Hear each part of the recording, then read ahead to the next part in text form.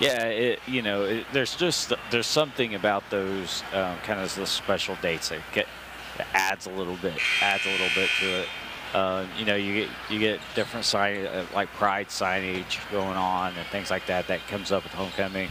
Parents do a great job. I think when it comes to the kind of the like you said, thrones, whatever you want to call that, over there, platform thing. Platform, yeah. That's kind of a parents thing. They eat that kind of stuff up. Well, it makes for great Facebook pictures. It does. I'll tell you this: when it comes to, I think we talked about this during football season. When it comes to the game aspect of homecoming, coaches hate it. Coaches hate this night because everything is kind of just thrown off in some way. Whether it's football, your pregame routine's out. Mm-hmm. Some schools do homecoming super early, so they get like. I want to say Hoco was like 5:45 or something like that for their basketball homecoming, because then it allows to get into your pregame routine after that, and then some. But like here, Woodward does it at halftime of the boys' game, which allows the girls to go in, they get cleaned up, all that kind of stuff after their game. Gotta get glammed up. Get glammed up. I'm a fan of just go out there in your jerseys and do the thing. You don't get all bit more done up, but whatever. Yeah, Facebook pictures. Exactly. It's all about social media, guys. It's all about the clicks, all about the likes. What do they call that? Clout. Yes, thank you. The clout. You gotta have the internet clout. See, I'm too old for clout. That's a young person's word.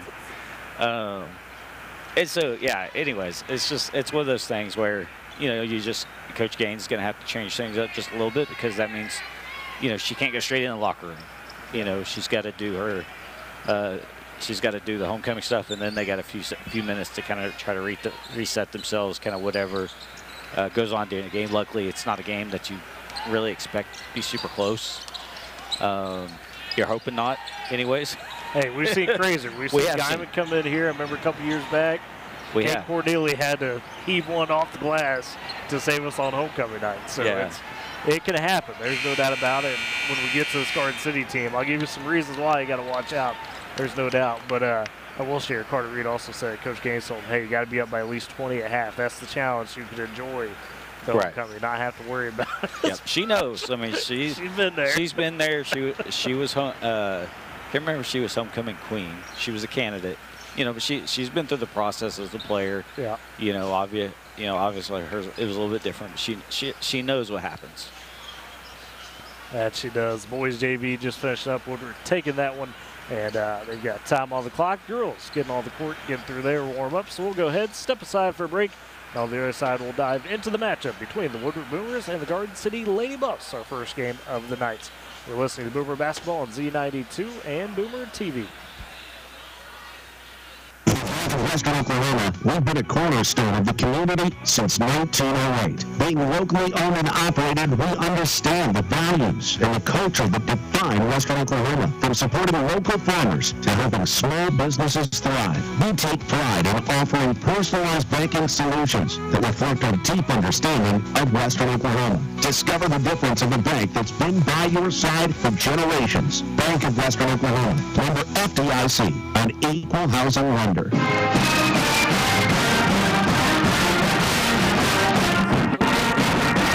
And the Lady Bucks will be into the season 9, or into this game, I should say, 9-9 on the season for Garden City. They roll into it at 8-6. They took care of Dodge City Tuesday night, 59-24, to improve that record and even themselves in the Western Athletic Conference in terms of conference standing. Team's been a little up and down. Started the year 5-1. Started out hot. They get into more stretch of the season. They dealt with some adversity. Remember, they do not have a senior on this roster. Not a senior on their varsity roster. So that makes it a little tougher. And, with that, it's one of those deals where this team has some really good games. They've had some show-out performances from 3 or 4 different girls. But, Eric, they're also a team that at times, when it's not there, it's not working, or it's not there. Yeah, when you've got, a relatively young team. I mean, shoot, you talked about seniors. You know, with honestly upperclassmen in general, there's just not very. There's only three. There's juniors only 3 on the juniors, roster. the rest are freshmen, sophomores. You know, and so they're gonna. It's all. They're kind of like the Boomers, where the Boomers have, you know, some senior leadership. You know, Lexi's a junior. There's also a lot of sophomores getting playing time. Yeah. You know, and they've had to go through some stuff. They're going through some stuff right now, just as far as, you know, fight through that adversity and things like that. So, you know, it really is. It's going to be kind of a tell of which team shows up on both ends of the court. You look at some of the impact players that talk about, you know, they're tough to gauge in the sense that you might have a different girl each night step up. Look at girls like Bailey Powers, the sophomore point guard. She's had a couple of big performances this season. Maya Hannigan, the freshman, has been able to shoot the lights out at times. Other times, not so much. She's had games where she's ripped off 5 3-pointers. So you got to watch her as a threat. You get into, you know, probably, I would say arguably their most consistent player, depending on, you know, in terms of scoring and all-around help. You talk about KJ Pinchin, one of those juniors. You know, she's good to be able to at least contribute on the scoring factor, if not lead the team on a night, and then be able to do a lot of other things. Maya Korf, that's another one, a sophomore at guard that, again, kind of like Hannigan, could go off, could not go off. And I think the biggest thing is, too, they've dealt with some depth issues at times, right? Not necessarily going to go super deep into their bench. So on the positive side for Woodward, Eric, this is not a team that you're going to expect to see 10 different girls out on the floor. Yeah, you know, and one thing the Boomers going to have to do tonight, you know, I think early on is, you know, try to get them frustrated, kind of work hard, try to get them frustrated, you know, and, you know, kind of start seeing which girl is going to step up, you know, and then try to adjust from there, because like you said, there's not that one person, you know, that you can kind of, there's not that, you know, and of course she got us good this last time. There's not a Shamari Lewis. Yeah, that's exactly what I had in the notes. Yeah. The girl down at Elk City that, you know, we played pretty well against until the 4th quarter, where she kind of hit some shots. But you know, the Snyder girl at Kingfisher, you know, where we do well on the one we're focused on. You know, we don't know who that is going to be yet. You know, but once it happens, you know. We got 3 great coaches who know how to make the adjustment, you know, and shut them down. And I would say, you know, looking at this Garden City team, I talked about sometimes the shooting's not there. Turnovers has hindered them a lot at times too. So, you know, against some of this more quality competition, you see them struggle with that. So it's, I don't want to say they mirror the Boomers, but there's a lot of similarities there when you break down these 2 teams in terms of, you know, there's some talent there, but as we talked about, they're trying to work out some kinks. They're trying to iron out some things, and it's just about trying to put it all together. Yeah, and I'm interested to kind of see, you know, how they are defensively, because we know the Boomers' defense, you know, when they can kind of apply some pressure and things like that, you know, they'll force some turnovers. You know, so going up against a team that seems to be maybe a little undisciplined at times as far as on the offensive side, you know, and, you know, maybe enforce some turnovers and get some easy baskets here and there, you know, and a lot of times if your defense can get going early on and force some turnovers, you know, that gives you a lot of momentum going forward. And this Garden City team also going through some adversity. Had a coaching change mid-season. Jamie Swedberg taking over halfway through the year, a little bit over halfway through the year type of thing, and had to change out there with Jacob Miller, so they fought through that, and that's, you know, not an easy thing to do.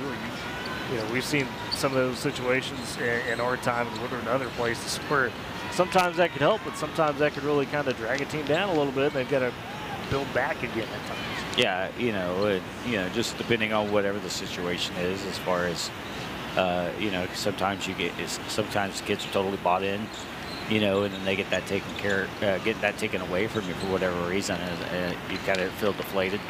And flip side, you know, if you're not gelling with that coach or whatever, you know, it could say, okay, hey, this is our chance to kind of reset. You know, it's that natural reset moment. Kind of, it's almost like New Year. You know, you make that switch to New Year, and that's why everybody makes the resolutions, because it's a reset moment. You know, so when you go through a change like that, you know, you could look at that and say, hey, it's time to reset. Let's refocus. Let's go out and figure out what we need to do to change things around. Absolutely. And don't want to distract too much from what's going on tonight, but Boomer Fieldhouse not done hosting events this weekend. You got homecoming tonight, and then tomorrow, all day, 10 a.m. through, what, probably 10 p.m. Yeah, last game's at 8:30. 8:30 tip, yeah. Oh, You've got the small school festival. Yeah, we're going to be in there, buddy. We're going to be in there. But anyways, the small school festival coming to Woodward, the first one for Woodward High School, at least in this format. So 10 o'clock, start out with Backo Forgan and Granite girls. That'll shift to Backo Forgan Merritt boys. At 1, it's Turpin Merritt girls. 2:30, Turpin Deer Creek Lamont boys. 4 o'clock, Texoma Deer Creek Lamont girls. 5:30, Texoma Granite boys. At 7, you go Hooker Pond Creek Hunter girls, and it closes at 8:30 with Hooker and Pond Creek Hunter boys. So when you break down, those quality teams, you get to digging. 5 of those 8 boys teams are ranked. Talking Hooker, Granite, Pond Creek Hunter, Deer Creek Lamont, Backo Forgan, all ranked coming into the event tomorrow, those games. While 3 of the 8 girls teams, Hooker, Merritt, Backo Forgan, come in as ranked squads, and you get a couple of them that are like Pond Creek Hunter girls, for example, 15 and 7, not ranked, but have obviously had a very good season. Man, what a fun day of basketball it will be tomorrow. It'll be a good it's kind of, I know, we laugh because don't we get to hear the sultry sounds of one of Eric Scott's on the PA tomorrow? Coming in and out of the bullpen tomorrow, I'm kind of worried about it a little bit. I'll be here ready to critique. No, luckily I have your headphones on, so you can't hear me. Can't hear me very well. But unfortunately this year we're not hosting an area like we traditionally do. Talked to Coach Norton about that today, and he said, it's just kind of how things played out this season. It just didn't make sense for them to have an area out here, which is kind of a bummer, It's always great times when it is out here. Exactly, but with having this small school festival come in, it's still you're going to see a lot of good basketball. So if you're just a high school basketball fan in town that just enjoys going to games, get here to Boomer Fieldhouse tomorrow. Come watch some really good basketball. It should be a great atmosphere. Saturday's always a great atmosphere for the small school games, just because so many people are able to come to that. So I'm excited. Look forward to it. Should definitely have a playoff feel, right? Because you're getting close to the playoffs. You're right on the edge of it. These teams looking to tune up one final time, right? They've got their assignments. These are all 2A, A, and B teams, so they know where they're going. Now it's, hey, how can we go against some good competition, figure out how to get better right before we hit those playoffs. So you should get the best efforts of everybody. Can't promise every game's going to be close because that's almost impossible. It's high school sports, but like you said, there should be a lot of fun basketball. I mean, some great talent. I know those Hooker teams. I've been dying to see them. I'm really disappointed we didn't get to play them because I know, and I was talking to Carter Reed about it, and he was saying, hey, we gotta sign our lives away here, Tyler. We're getting presented a random contract here by Mr. Norton. So no, it's for the playoffs, so which is good. Oh, there's no money involved? No money involved, Eric. I'm sorry, we're not giving you a raise. Dang it, Norton. We're flipping through it. But anyways, those teams, man, they're uber talented. I promise you that. It should be a lot of fun tomorrow, and we will have that on Boomer TV. I for sure will be here. Eric's going to be here, but at a different capacity. Yeah, because somebody else roped me into doing something else tomorrow. But we'll have that on Boomer TV from 10 a.m. all the way through 10 p.m. tomorrow, and have a good time with it. And should be a lot of fun. So with that said, back on tonight, Eric, as we get to closer to those introduction starting lineups, get this homecoming night underway. When you look at this for the Order girls, talk about it, 4-game losing streak. That's not easy to deal with. We've heard the coaches have to work through that, not just on the player side, but the emotional side with these girls. It's not easy for any team to try to deal with that, right? Everything's going great, and then all of a sudden you hit a rough patch. So what's some of those keys tonight in your mind for the girls to come out, have a strong effort from start to finish, because this is going to be a quality Garden City team? I think big thing is kind of what we've already touched on is, your identity really is your defense. I mean, that is the one area that, I feel like we've been most consistent at this year across the board. Some games offense play well, some they haven't. Defensively, they've always worked hard. They've always played pretty well. So, come out and just kind of lean on what what you do well. Like we talked about, try to force some turnovers and hope, try to get some of that momentum early on. And, you know, see if the young team on the other bench is able to fight through, you know, kind of put the ball in their court. Hey, there you go. You know, and so. Oh man, to that point. Oh God, you're making a point, and I lost it a little bit there. All right. Oh yeah, that's what I was going to say. So what you're saying, Tyler. is what you know. The train leaves the station sometimes, but I'm not on it. You know, just how it goes. But so what you're saying is to maybe tap into a little bit of what the boys did: steals, dunks, right? Is that possible? Yeah, let's the girls get some dunks. That'd be great. That would really get. I might flip this table. That would really get the crowd on their side. Yes, get some steals, get some dunks. Like to see Lexi go up, throw one down. Yeah, maybe Riley from the block. No, but yes, that's exactly what I was. They had a doubleheader today, both of them. Unfortunately, OSU, Coach Gajewski's squad, they fall 6-1 to Louisiana Tech in the Portal Environmental Challenge today. So, hey, you know, you come off a big win against Florida State. That was a really good win. I watched that game. Yeah, you come off Florida State win. Yeah. You can't, you know, spend a little too much time on the beach after that win. Celebrated a little too much, I think.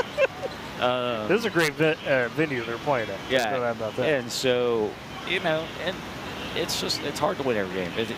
If you are not OU, and that's what I'm going to give Patty Gasso all the flowers. I love that lady to death, just the way she coaches, her leadership, all that kind of stuff.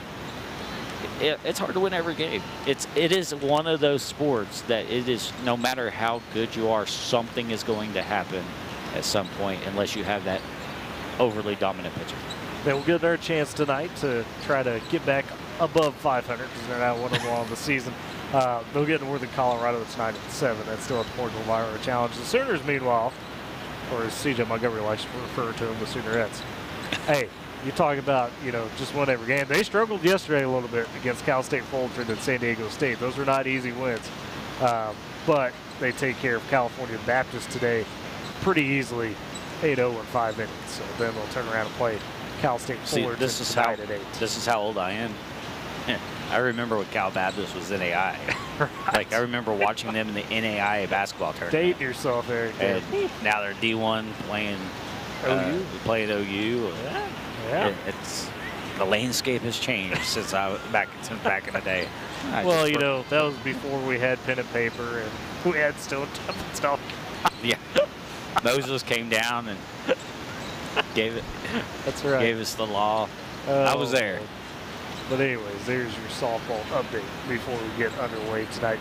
Great Plains Bank, heritage, trust, respect. Those are the things that make Great Plains Bank great. Deep roots across Oklahoma and Texas. They are in touch with communities in which their customers live and work. Compass Athletics, from sports equipment to championship trophies and everything in between. 2024 Main Street in Woodward, 580-256-7045. The phone number for Compass. And then, of course, Pioneer. Unleash tomorrow's potential with Pioneer Fiber Internet. Get speed and reliability. Surf, stream, and stay connected with Pioneer Fiber. And Jess Wells Chevrolet, Pioneer scoreboard tonight to wrap the season. Jess Wells Chevrolet in Shattuck. It's where honesty is not just word, it's how they drive every deal. Visit JessWellsChevrolet.com or call 580-938-2122. Great Plains Bank, Compass Athletics, Pioneer, and Jess Wells Chevrolet powering Boomer Sports this season. And I tell you what, this crowd's going to be really good, folks. We got the band here tonight. They're ready to rock. They'll sound great. The student section's filling up. The cheerleaders, the dance team's ready to go. I mean, it's going to be, and the crowd, I'm telling you, it's going to be one of the better crowds of the year, obviously, and it's getting packed up quick. Yeah, we finally get a Friday night home game too, so that's kind of that kind of helps a little bit. I think everybody's just that hungry to actually get in to watch some basketball here at Boomer Fieldhouse because we haven't seen it very much this year. Yeah, that's. And we've mentioned that during the 10-game win streak for the boys, right? A lot of that's come on the road. That's come in tournaments. That's come away from home. Well, that's what we had 2 games during the month of January at home. Right. Well, 1 game. I was trying to think about that. Liberal and Dodge. Yeah. Liberal and Dodge to start the month. You know. Yeah. And so, yeah, absolutely. Everybody's a little hungry. Parents are tired of traveling. The radio guys are tired of traveling. Nah, I'm ready to go anywhere. I don't know about you. Cross country, we're ready. You know, and so everybody's just excited to get a game in on our home floor and kind of watch their kids play hard.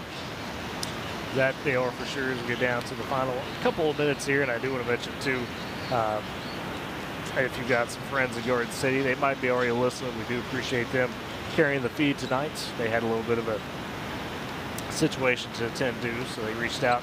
And so if you're listening in Garden City, we do very much appreciate that. I promise you, we try to be as fair as possible. We're not crazy on that. We're, you know, so we do respect. I promise. I promise. He does. Oh, the color guy is a big jerk. No, I'm just joking. Trying to give us a bad reputation. Jeez. Oh man. We'll get the band pipe it up. As everybody's getting into their spots. Garden City will be wearing the road brown uniforms tonight. The Lady Buffs are with the white trimming. We're going to have the number and text in white as well for Garden City. Ely's favorite song. Yeah. What's that, Oklahoma song? Oh my goodness. I'll never forget that. Yeah, we're going to live that one down. So he might pop in tomorrow and help me out with the small school festival. So everybody else bail on me, Eric. But let's turn it over for the national anthem. Starting lineups and get this one underway.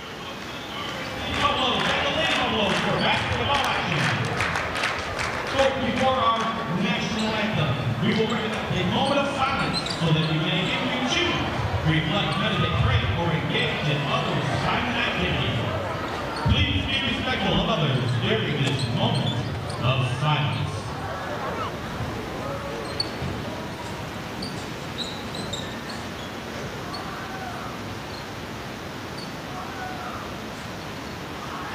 And now, if you're able, please remain standing, facing the American flag as the Woodward High School Choir performs our beloved national anthem.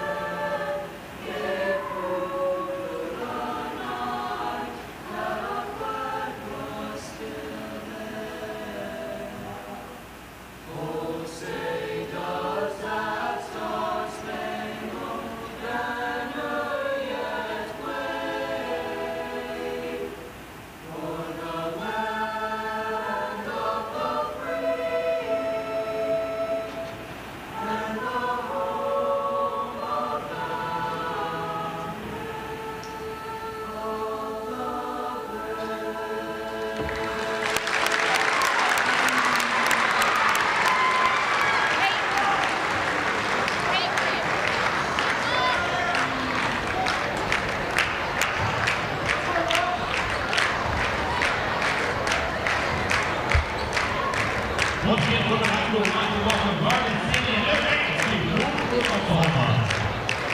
Let's get the starting line for the Lady Buffaloes. We're number 2, Bailey Howard. We're number 4, Haley Britt. We're number 12, Kaylee Peacock. We're number 15, Lizzie King.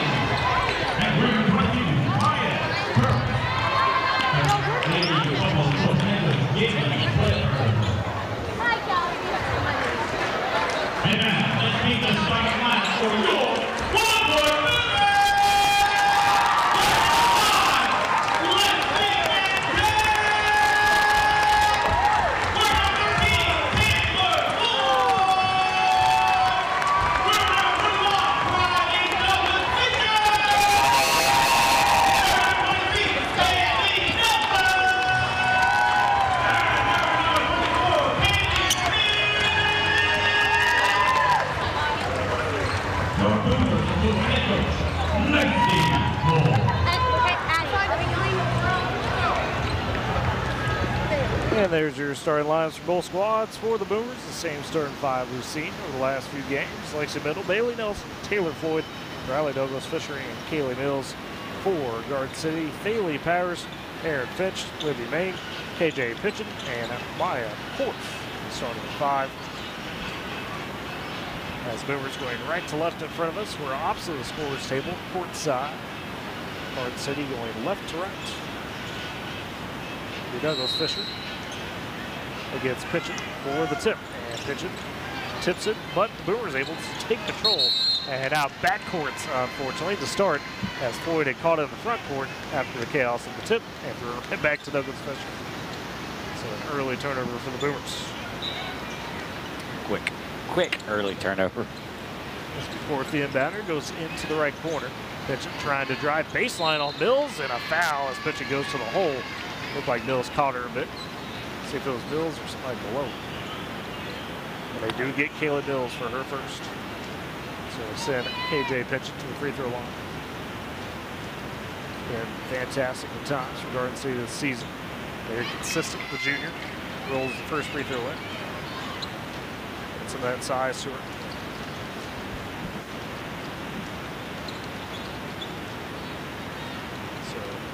Garden City with the early 1-0 lead, 7:50 first quarter. Second free throw from Pitchen is off. Rebound taken by Douglas Fisher, and the Boomers push back the other way. She'll flip it to Middle. Across the timeline, top the key, left wing, guarded tightly is Middle by Porth. Kicks it left corner, Douglas Fisher. To Nelson up top. She scans, has to pick up her dribble, now swipe that, dumps it down to Floyd, who's cut to the basket, draws the foul. Shot too strong, but Taylor Floyd receiving the pass and taking it strong. Yeah, good job by Taylor to, get the ball, go up, like you said, go up strong with it. The Boomers, Kaylee Mills actually had possession, a lot of that possession down low on the block, and I think if they would have dumped it underneath there, Kaylee could have made some work as well. But good job by Bailey to recognize Floyd cutting to the basket. Floyd makes the first free throw and makes the second, so she's got the first 2 points from the Boomers. They lead 2-1, 7:30 first quarter. The foul's on Powers for Garden City. Finch the other way quickly. She tries to dump it down on the baseline to make, and sails out of bounds. So turnover from Garden City as Finch gets a little too fast. Boomers back the other way, facing a little pressure. Douglas Fisher floats it ahead to Mills in the left corner to Nelson. Top key back to Douglas Fisher, right corner to Floyd. She's looking to pass. Dumps it down. Douglas Fisher double teamed on the right block. Shot just a bit off. Gets her own rebound. Can't get the second opportunity as she crashes the floor. Pitchen with the rebound. She pushes the head. Nice behind the back dribble. Head off left elbow by Nelson as they swing it back around. On the right side, it's Finch up top to Powers. Reset the offense. 6:45 first quarter. Boomers lead 2-1. Garden City trying to attack. Powers gets some open space in the paint. Her shot too strong. Rebounded by Floyd. She feeds it right side to Nelson. Takes it to the wing in the corner to Mills. Top key Middle. Pumps, drives at the paint. Step through the layup. Good. Off the glass. Lexi Middle with her first basket. She really likes playing Kansas team. She gets fired up. She does. On the inbound, Boomers nearly as still as they lead 4-1. The Garden City pushes ahead. Powers to Pitchen, and then her behind back dribble, swat away. Boomers come over with the steal, and to Floyd, who draws another foul off the pass from Douglas Fisher. It'll be Taylor Floyd to the free throw line for 2 shots. That was quick sequence to the Garden City. She went behind the back dribble, kind of off her foot. Floyd was able to get control of it and then get down court, get to have the potential 3-point opportunity. Unfortunately, she didn't make it, but she was fouled. So. And it was Porth with the foul. Her first, team second for Garden City, the Lady Buffs. But it's real nice here early on to see the Boomers attacking the basket, doing what they can to kind of give themselves easier opportunities. Second free throw for Floyd goes. She's got 4 points, all at the line. The Boomers lead 6-1. 6:14 first quarter. Garden City trying to inbound it. Pitching, able to get it in.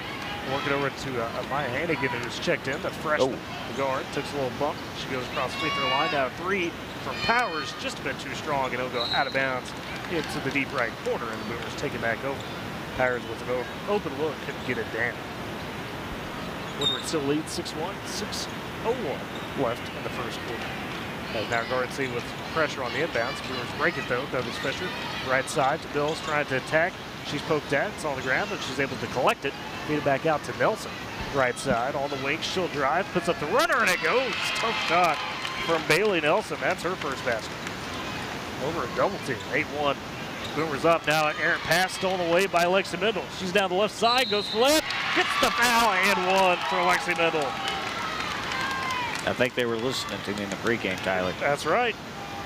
Get those turnovers and early baskets to try to get the momentum. They did listen to my dunks recommendation. No, we didn't get the dunks. Disappointed there, but it's KJ Pinchon on the foul for Garden City and a timeout taken by the Buffs as they'll talk it over before this free throw for Lexi Mendel.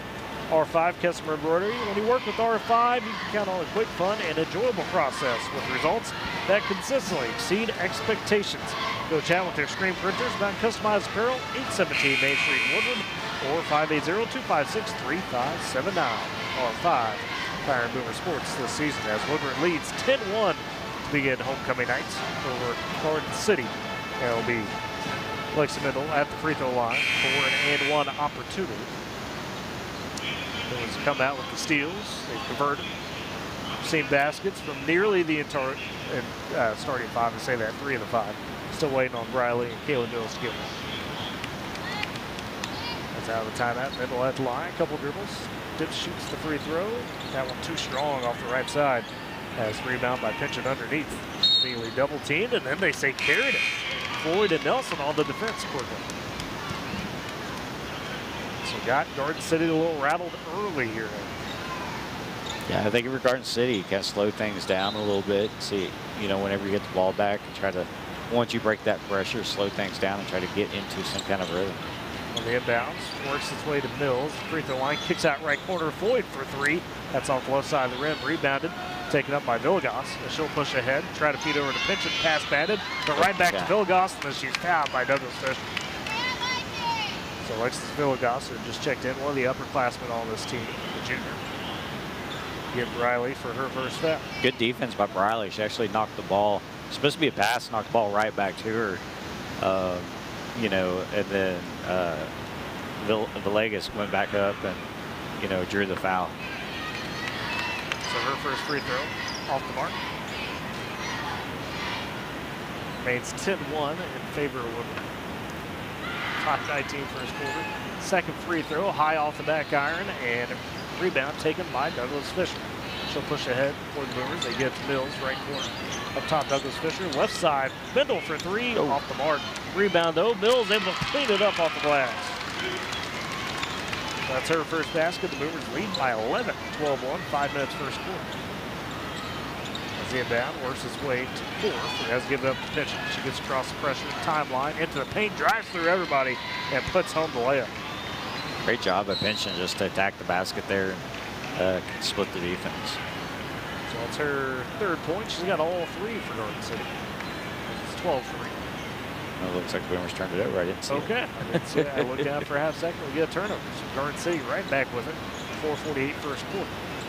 As the inbounds goes left wing to me. Top of the key. 3 all the way from Hannigan. Told you she could launch him. That one well off though. Now it's a scrum on the floor and a tie up and a jump ball. Possession repeats it with Garden City. Mendel was trying to get down. Fight with Bang on that one. Now is one of those situations Boomers struggle with all year long is not grabbing the ball. They kind of tip it around. And now a block from, was it Mendel on the shot? Yes. On court. Rebound though, works its way to Williams. She's got to top the key, trying to attack down the left side across Douglas Fisher. Shot too strong, but rebound by Pinchon high off the glass and in. Tough look. So she's got all 5, and it's 12-5. Boomers lead Garden City. 4:15 first quarter. Boomers the other way, left wing Floyd. They work it, right corner. Mendel pulls up, elbow for the jumper, nails it. Lexi Mendel was 6 early. Trying to get back quick. Garden City trying to pick ahead to Bang, and it's blocked by Mendel underneath, rebounded by Mills. She'll give it ahead to Douglas Fisher. Bounce pass to Floyd for the layup, too strong. Flying in is Garden City as Vegas takes it on the board. Garden City pushes ahead to Pinchon. She stops, pops 3 in transition, right wing. It's off the left side. Skying for the board is Douglas Fisher. She'll try to push.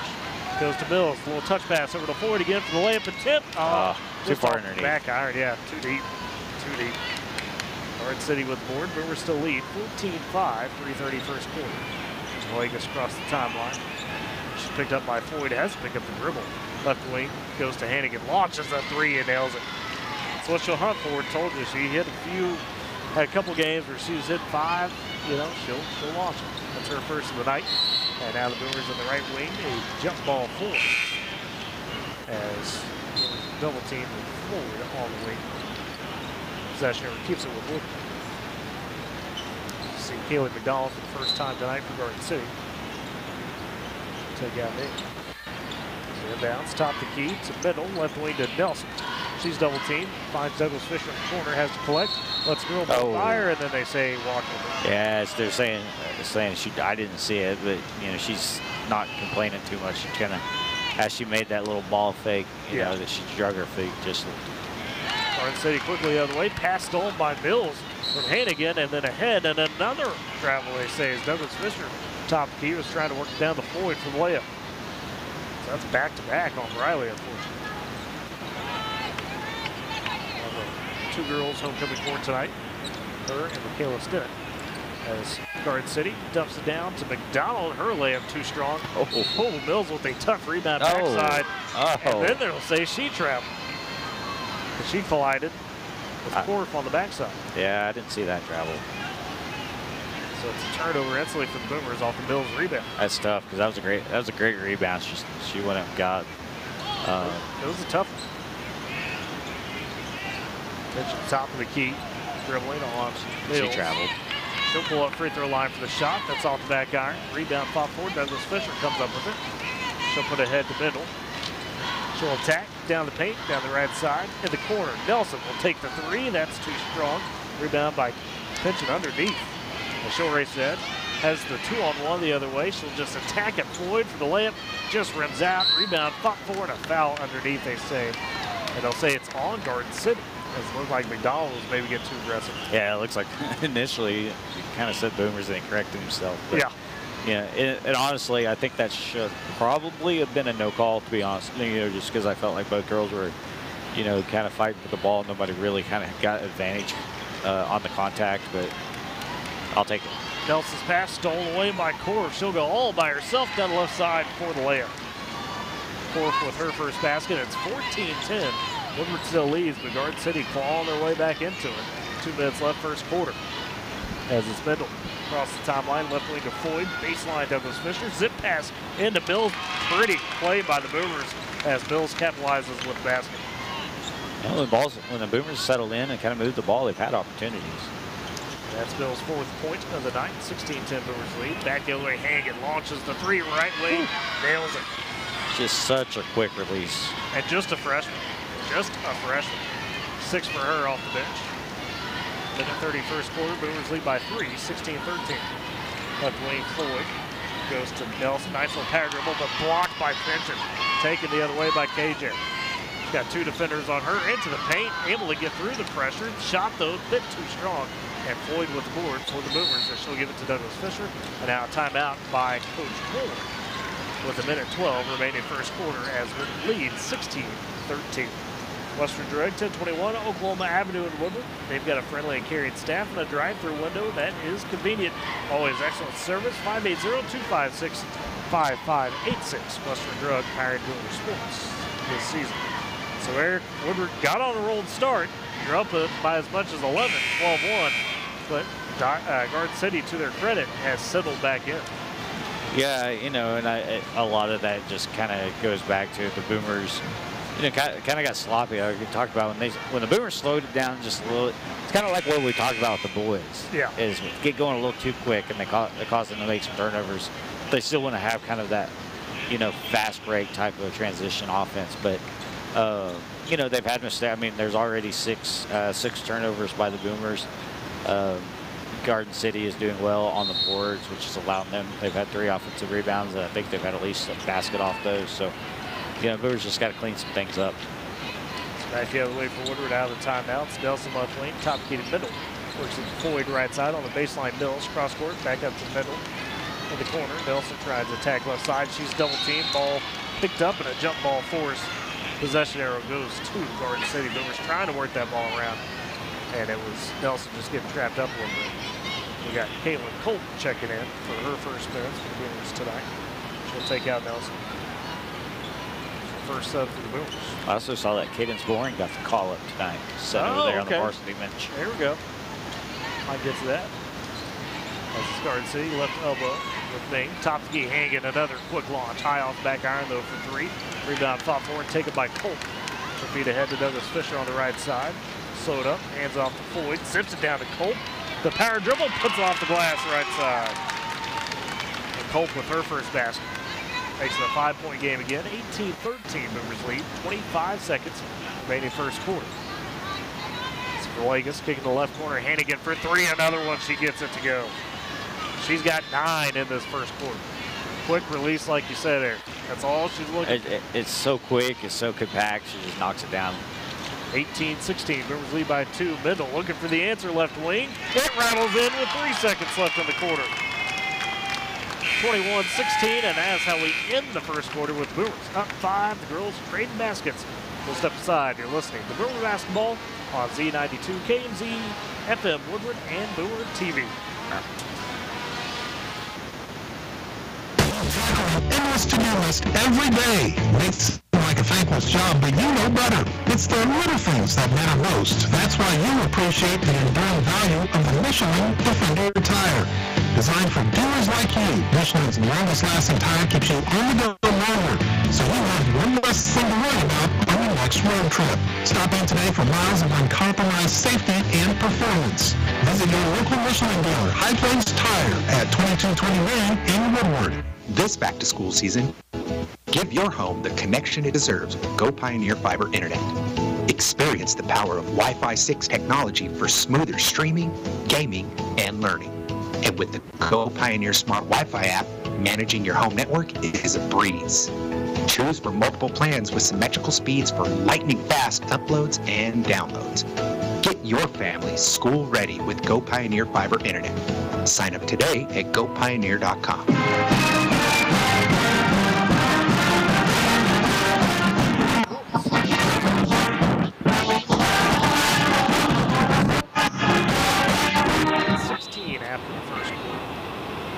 Officials timeout before the inbounds pass as Floyd was going to inbound it to middle for the Boomers. Yeah, I think they were, one of the coaches still over there trying to figure out something with the book whenever it was inbounded. So that's what they paused it up there. So the Boomers again will inbound it. And Floyd to middle to start the second quarter. Boomers lead by 5, 21-16. Left wing to Floyd. Up top Colt, right wing Douglas Fisher in the corner. Mendel will launch for 3. It's a bit strong. Rebound fought for and a foul underneath as Floyd and Colt collided on Powers, who boxed out for the board. Yeah, I think they're going to get Floyd. She got a slap at the ball, kind of going for that rebound and make contact. That's her first, team first of the quarter. As we hang it, take it up for Garden City. She'll get across the top line. Got to watch her lethal from 3 so far. 9 points in that first quarter. Off the beat.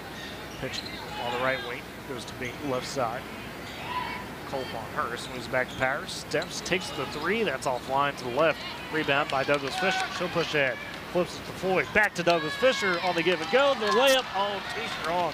Just off. Rebound by Garden City as Bing will take it and get it back to Hannigan. Lady Buffs the other way as it's Fitchin attacking on the baseline. Her pass, though, stolen away by Mendel. She was in some trouble. Mendel takes it down the right side, fires to Douglas Fisher. It was too deep underneath. Couldn't get the layup. And that rebound scooped up by Garden City as Hagen goes ahead to pitch it. She goes deep into the right corner, falling out of bounds, has to get back to Hagen. Catch it, shoot. Oh, my gosh. Money. What do you do against that? That is tough. I mean, there was somebody guarding her. It's such a quick release, and she still drained it. She's got 12 of the 19. Oh, now he's put it to 22. That's not right. Should be 21-19, Boomers lead. As Mills on the right baseline, on the wing to Floyd. Back to Mills.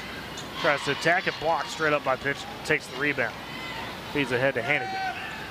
Boomers lead 21-19, despite what the scoreboard says. The travel, they say, by pitcher on the right wing, who's about to launch for 3.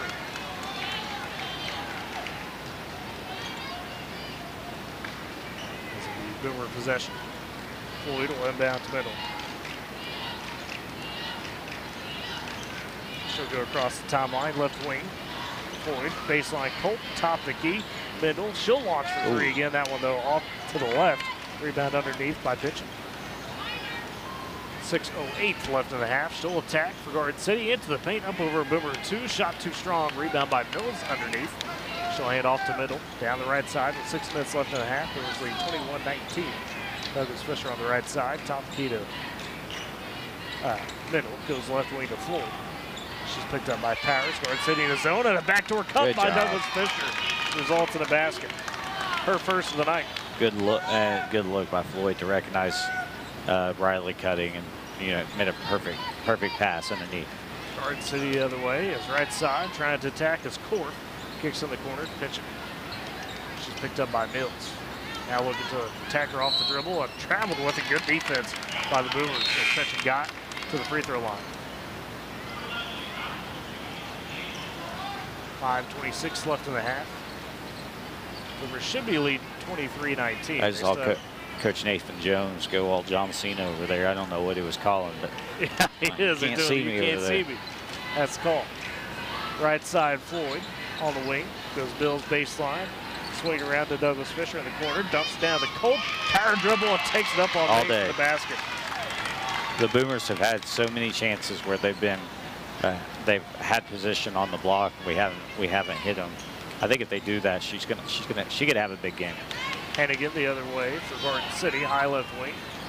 Tough defense from Floyd, has feed it to Korf in the corner. She's guarded by Middle all over her, but she turns, drives, feeds it down to Ming, trying to up and under on the Boomers. That's too strong for the layup. Gets her on board though, loses the handle, but able to get back to her teammate. They work it to Paris, top the key. She'll drive, awkward shot over a couple defenders, and the rebound by Colt. I think Riley got a piece of that. Maybe so. Wasn't pretty, whatever it was. Boomers the other way, 4:30 left in the half. They lead 25-19. As Douglas Fisher drives, kicks down to Mills for an open layup on the baseline. Boomers rolling out. They still haven't corrected that. I watched them literally put up 6 points. Yeah. Well, it was after 1-3. So they'll get it eventually. Paris top the key. She gets a couple of screens. First shot offline. It's an air ball. And it'll go back to the Boomers. 4:05 left in the half. Boomers lead 27-19. This will be Middle, all on the dribble. She'll walk it up. First half solid for her, 9 points this far. Left wing to Douglas Fisher. Free throw line Mills down to Pope. In. Another great look, like you said. Pope with 6 off the bench for the Boomers.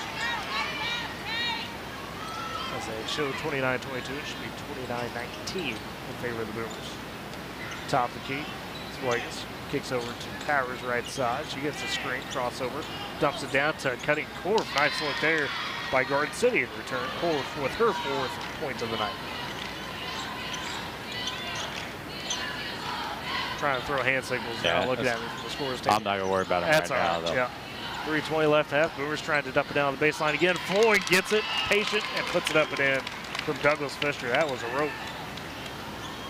Floyd's got 6. Boomers lead 31-21. 3:05 left in the half, I should say. Korf trying to attack from the left baseline. She gets in, puts it off the glass. A little easy there for her. She's got back-to-back buckets and 6 points. As it's middle top key, left wing to Floyd. Back up to Colt. Gives it back to Douglas Fisher. She's looking to attack, but guarded by Vegas, and her pass intended to Middle, batted out of bounds by Garden City. Bench on back on after taking a little bit of a rest. She'll sub out McDonald. Garden City. 31-23 Boomers lead. Possession, the inbounds. Floyd finds a cutting Mendel from the left side. And Mendel with 11, the first double-digit scorer of the night. Boomers back up by 10, 33-23. As Vegas, high left wing, gets the high screen for pitching. Let's pick up her dribble, top the key, right side to Korf. She'll get the screen for Vegas, turns around, that poked by Floyd, stolen away. She'll try to attack, doesn't have the numbers, checks up, gives it left wing to Mendel, and then traveled with it. Mendel tried to do the little hesitation there, thought about the shot, but shuffled the feet. As we'll see Douglas Fisher, Bailey Nelson come in for Taylor Floyd. Brewers lead by 10, 33-23. As the Powers drop the timeline on the right wing. She gets a high screen from Finch. Goes left side, Villegas for three. That rims out. Rebound underneath by Douglas Fisher for the Boomers with 2 minutes left in the half. Trying to extend on their 10-point advantage. It's Bennett, top of the key. She's picked up by Ford. Now sees Villegas come at her. Kicks it right side to Nelson. She'll drive baseline, trying to get to Douglas Fisher. That's stolen away. Villegas on it from the elbow. She'll drive, has the 2-on-1, takes it herself up over middle, too strong, but the rebound underneath by Finch. Her shot off as well. The Boomers collect it as it's fed ahead to middle. Crosses over into the paint through 2 defenders and draws the foul as Powers, the one likely to absorb. They do get Powers. It's her second, team first for Garden City of the court. But a low foul first half, both ways. They have 31 left in the half. Mendel at the line, first free throw goes. She's got 12. Trying to follow up her 22-point performance from last time out.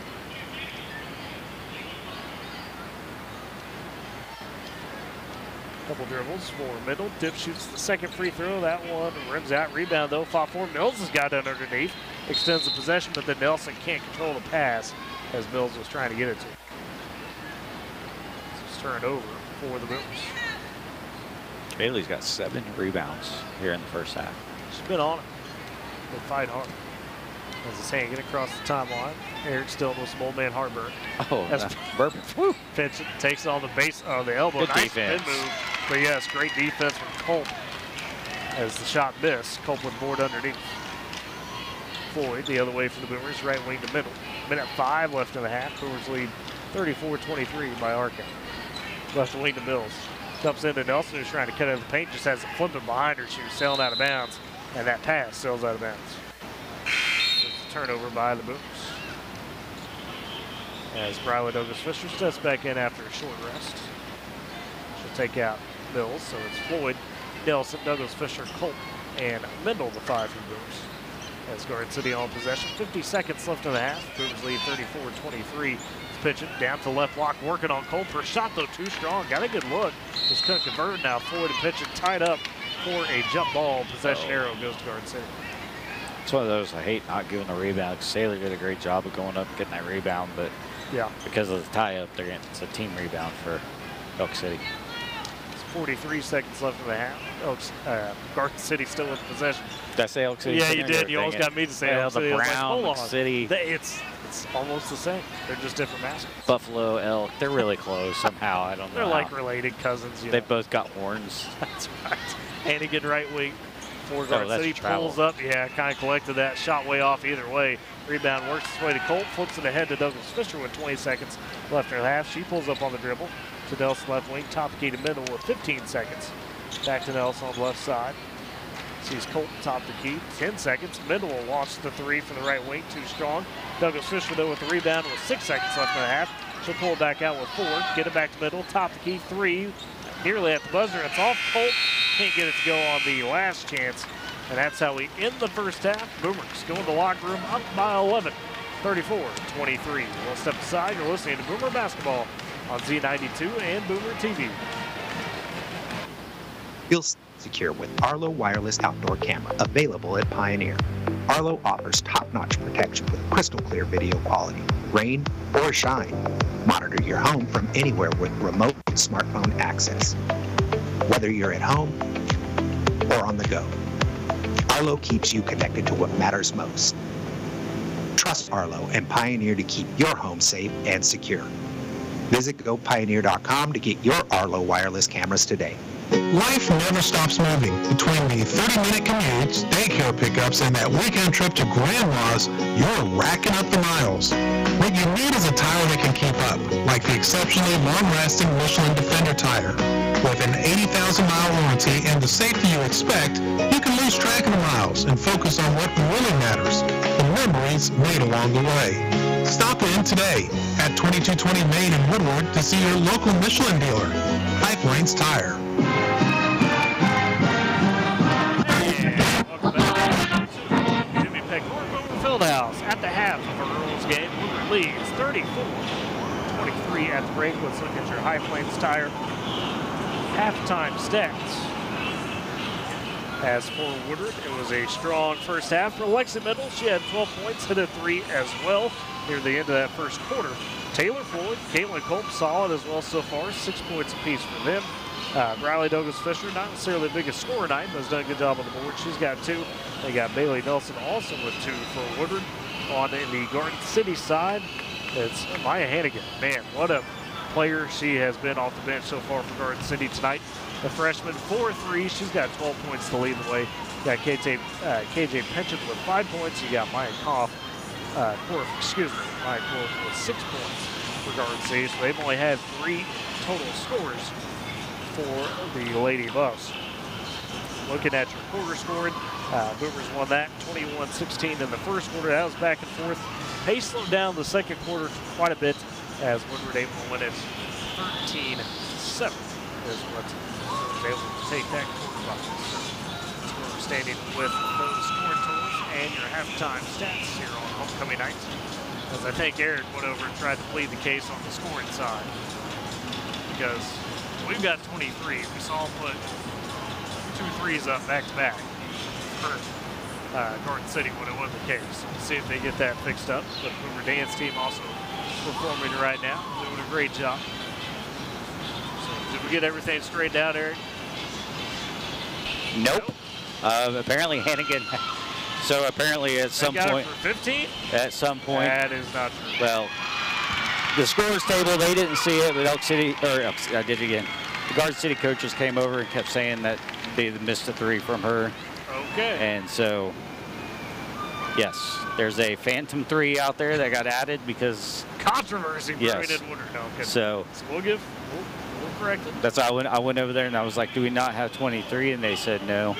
And then they said that, I guess they said Hannigan had 2 3-pointers in the second quarter and not just 1. So. All right. So, hey, they're the official scoring. Yep. Go with it. So no complaints. So we'll have 34-26. Got to go off the book. And so we'll give Hannigan credit for 15 points in that first half. My goodness, Eric, as I was kind of wrapping up the points there and everything. Woodward, it's felt like at times has dominated this game, but you get Hannigan coming off the bench, and regardless if she got 12 or 15, has been an absolute spark plug. Yeah, you know, absolutely, and that's the thing, like you said, regardless whether it's 12 or 15, she still hit some tough shots. She came on and she, you know, she kind of gave her team a chance to stay in this ball game because of those 3-point shots. So. Yeah, Woodward had the 12-1 run to begin the game, where it was able to kind of fight back the rest of that first quarter and then able to really get a little bit closer in that second quarter. But when we're looking at rebounding, turnovers, how are we looking on that right now for the Boomers? Boomers are actually, I guess you could almost say dominating. They're getting close to the kind of that dominating area. It's 20. They have the advantage 25-17 on the boards.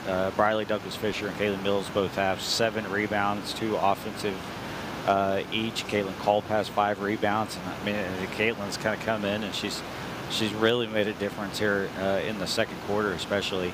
I also have 2 rebounds. Taylor Floyd. Taylor also has 2 assists and a steal. Lexi Mendel has 2 steals and 2 blocks. Fisher has 3 assists. Mills has 2 assists. And then the turnover battle right now, the Garden City does have the advantage in the turnovers. And I think that's kind of one thing that's also helped them stay in this game a little bit, is forcing the turnovers. Boomers have 11 to just 7 in Garden City.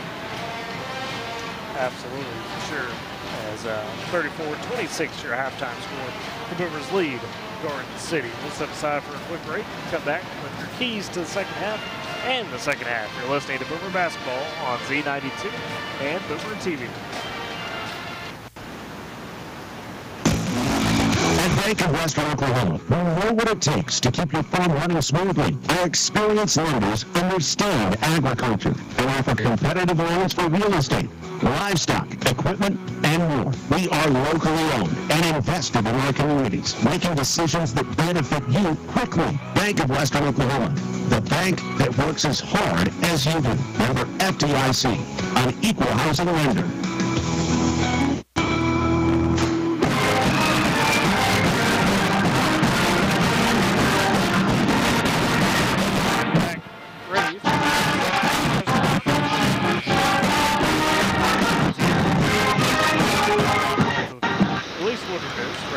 So Eric, after we digested those High Plains Tire halftime stats, visit High Plains Tire, 2220 Main Street in Woodward. It's where your dollar goes further. What do you think are the big keys to the second half of the Boomers? You've got the pace going right now. You're winning that battle. You're keeping, for the most part, on control. How do they try to finish this one off? Keep phantom three-pointers out of the basket. No, it's official. You know, it's still, you got to continue. I think you got to just continue doing what you've been doing. I mean, if it wasn't for the fact that Hannigan was able to knock down some of those tough three-pointers, I know two of them she was really close guarded. You know, she had a couple that were open, but she has such a quick release. It's hard and now you know that she can do that. You got to be on her. I mean, you can't allow any kind of separation. You know, because she can knock them down. So I would say that's the one area that, hey, try to clean that up a little bit. Don't turn the ball over. But they're working hard on the glass. They're moving the ball pretty well. Just continue doing the work there, and I think they should be able to finish out the second half with a win. And I will say for Woodward, you know, to complement what they've been doing defensively, yes, you've let, Hannigan come in and hit some threes, but they've really done a good job underneath on KJ Pinchel when she's trying to get opportunities around the basket. And then you've also done a really good job to slow down Thailey Powers. I mean, she's a girl that's had some big games for Garden City in previous weeks as well. So they've done a good job with that. As the Boomers start the second half with the possession, working left to right in front of us. We're opposite the scorer's table on the floor. It's been on the right side on the block. Douglas Fisher trying to get the shot, and that was good defense by pitching underneath. Forces a miss as Garden City able to collect it. Take it up the floor for Garden City. She'll feed to Powers beside her. High right wing, bounces back to Pinchel. Picked up by Mills. Pinchel trying to drive right side, attacks, gets to the net, bounces around and in. KJ Pinchel with 7. Has the spindle on the dribble. Couple bounces. Crosses over, across the timeline to Nelson on the right wing. Instantly double team, just has to throw it off Powers. Quick double team from Hannigan and Powers. Just keep possession. Boomers going to have to work and kind of figure out some we've seen it multiple times where they play well in the first half and they come out. Yeah. Kind of the halftime break takes away what momentum they have. They're going to have to come out and try to find them and get that fire back again. And that's a good way to do it right there. Yes, Riley off the inbounds, able to attack and draw the foul from the right block. And they get pitching. That'll be her second, team first of the second half for either team. Douglas Fisher, a couple of free throw opportunities, 6 the first one. She got 3 points. Looked quiet in that first half, but was doing a lot of other things in terms of assisting and, doing an excellent job of rebounding as well. Second free throw falls, so Briley with 4 points. Boomers lead 36-28. As back the other way goes Garden City. Pitching double team high right wing in front of the scorer's table, has to get it to Court. She feeds to the left corner. Powers trying to zip it down to May. That pass batted and stolen. Nelson able to feed it over to Mendel for the Boomers. She'll jog across timeline. Now dumps it down to Mills on the block, and a collision there between her and May. And they'll get May for the foul.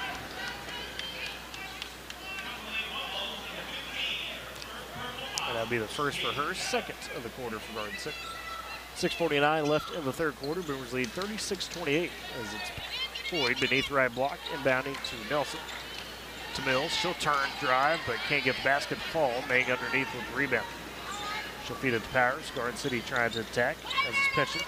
Trying to go left wing to Hannigan, and a nice steal from Floyd, all by herself the other way. Late defense from Pinchel forces a miss. Nelson can't get the second chance, but it works its way back to Floyd. As Boomers sit back up top with Douglas Fisher. Left wing, Mendel looking for the 3. It's too strong. Rebound by Mills underneath, and then she's fouled on the way up. Trying to get all these stats here. Yeah, had a few boards under there. Okay, I think I got 4 offensive boards. 2 from Nelson, 1 from Floyd. Okay, I think I got them all. Maine gets the second foul for her in the game, third of the quarter. First free throw for the Boomers. Doesn't fall for Mills. Still has 6 points on the ball game. Second free throw on the way. Oh, that one halfway in, and it goes out. Rebound taken by Garden City. As Powers will, a little bit too hard of a pass, trying to get back over to Pinchel. That was a full court pass, but it was cross court. I don't think that's the type of power you want. No, you definitely don't want to go. Honestly, as a coach, you don't want to go cross court anyways because that allows it's dangerous. too much. It's like going back across the body in football. And especially when you go too hard, apparently. Right wing Nelson with it for the Boomers.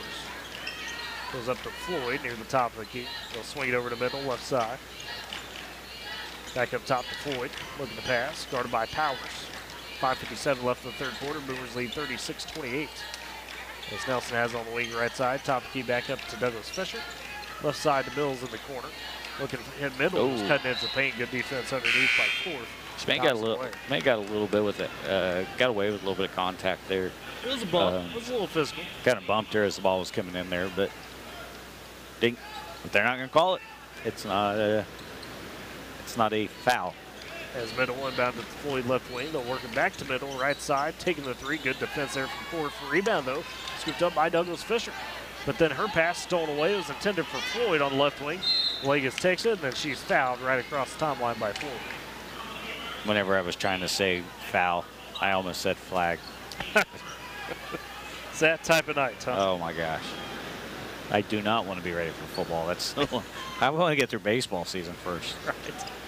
Second foul for Floyd. First quarter for the Boomers. Inbounds for Garden City.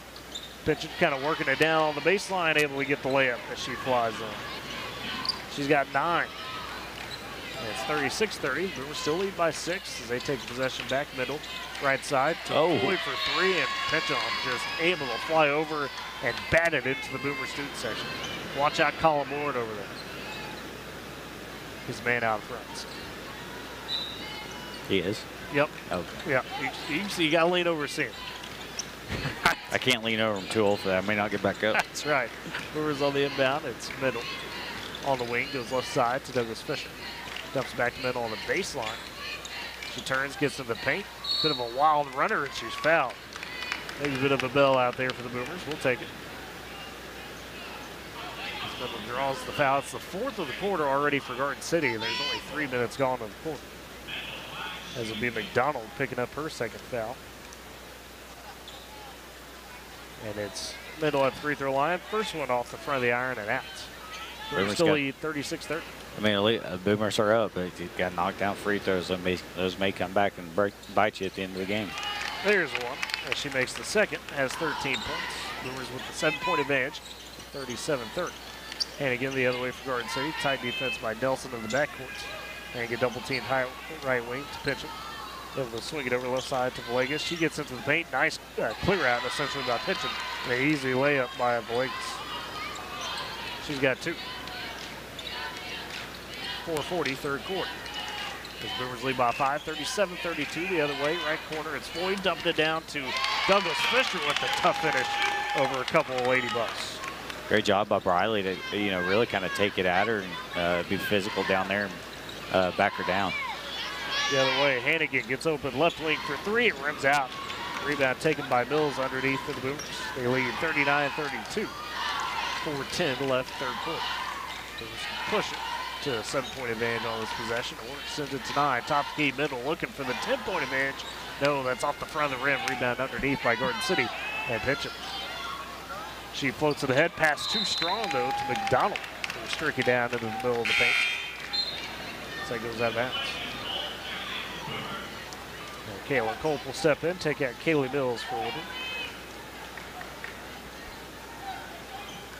This will be Boomer possession, the inbound from Floyd to middle. 3:50 left third quarter. High left wing to Floyd. Free throw line to Colt. Top the key back to middle. Right wing to Nelson. She'll go baseline Douglas Fisher. Cross court left side to Floyd.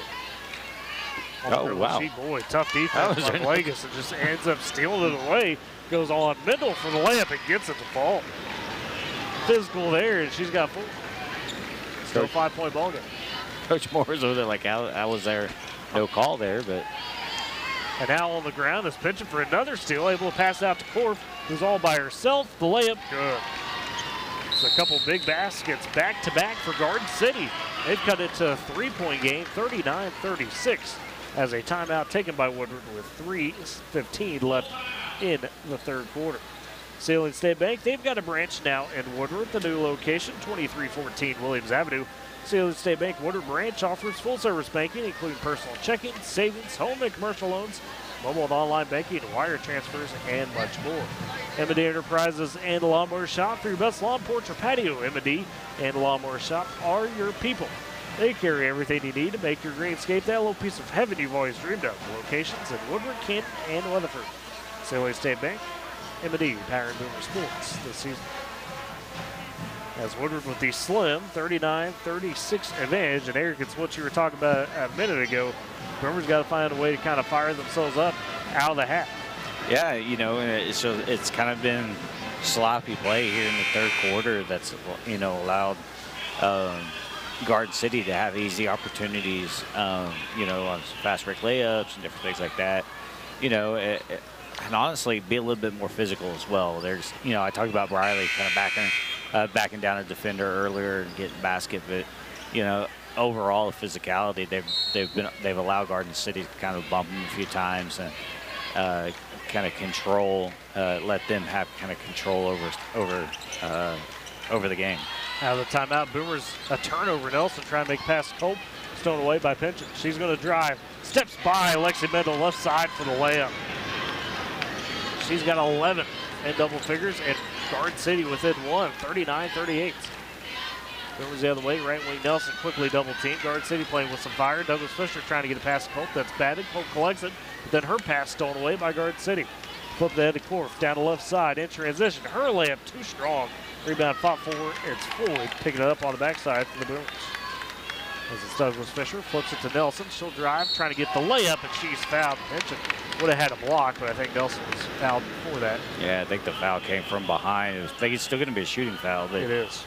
Foul came from behind. And it's McDonald picking up her third, and that's the fifth now for Garden City in the quarter, meaning Boomers in the bonus the rest of the frame. But I think the Boomers went like 5 straight possessions. They're turning the ball over, so that would, you know. First free throw for Nelson falls. She's got 3. Boomers lead 40-38. We'll see Powers and Finch back in for Garden City. Second free throw on the way, and it goes for Nelson. She's got 4. And Mills will step in. And she'll take out Bailey. Mills back in. It's Colt, Mills, Douglas Fisher, Floyd, and Mendel, the 5 for the Boomers. Garden City back the other way. Pitcher trying to flip it ahead to Vegas. Gets it there. She's double teamed left wing. High, and then a bit of a cheapy foul there. As Floyd was all over Pinchon on the pass. Yeah, I mean, I think it was probably the right call. I mean, she definitely kind of reached for the ball, probably made contact in there. A little out of control, so, you know, it's still, we've seen some other fouls that, you know, bodies are hitting the floor and there's not been a foul, so. 3 fouls now for Floyd. Garden City on possession. Still Hannigan, and now they say offensive foul as they're going to get Finch. So that'll be her first. It's the 6th of the quarter for Garden City. Boomers lead 41-38, 2:20 left third quarter. As it's been on the inbounds. She'll walk it across the timeline, top of the key. On the high dribble. Right wing to Nelson. She'll pump, drive baseline, through a little bit of traffic. The shot just can't crawl up the front of the rim. And it's knocked out of bounds by Garden City. Good luck from Bailey. Just got a fish out. I think we're going to get a foul. Oh, do we? Okay. So they do get a foul underneath. Okay. And they'll get me. Thought it was knocked out of bounds. My apologies. So that's the third on me. And it'll send Caitlin Colt to the free throw line. They say she was fouled on the loose ball. And Colt's first free throw rims out. So it remains 41-38. Boomers lead by 3 of those free throws. Stacking up a little bit. You mentioned a second ago. Got to make those. 2:05 left third quarter. Second free throw on the way from Colt, and lane violation. Yes, it is. Yeah, that was kind of a. She started to go up, and then she heard Coach Moore, and I think she thought Coach Moore was saying something to her, so she stopped. Lexi kind of jumped in the lane because she was already going up, and kind of a messy situation. Bounce pass, knocked away initially by Mendel. So Garden City another inbounds. Boygas trying to get it to Finch. Douglas Fisher able to bat it over to Colt. Right wing to Nelson, dumps it into Mills, cutting it into the paint. Easy layup. 8 points for Kayla Mills. Boomers with the steal and a score. Garden City this time breaks pressure as Hannigan has the top of the key. Right wing, Powers trying to pass it over, batted and stolen by Mendel. She'll push ahead. Minute 43 left in the quarter. Boomers lead by 5. Douglas Fisher at the right baseline jumper. Too strong. Colt with the board on the backside, but then she traveled, trying to turn around and find somebody. Good board though, just unfortunate on the turnover. And now timeout taken by Garden City. For a 30-second timeout for the Lady Buffs. Smith & Co. Auction and Realty. It's Oklahoma's real estate and land auction experts. Smith & Co. is your #1 choice for all your land auctions and real estate needs. Call 580-254-3975 or email Ira at smithcorealestate.com. Smith & Co. Powered Boomer Sports this season. As Boomers lead 43-38. We wind down this third quarter. But a little touch and go, Eric, but they're trying to work their way out.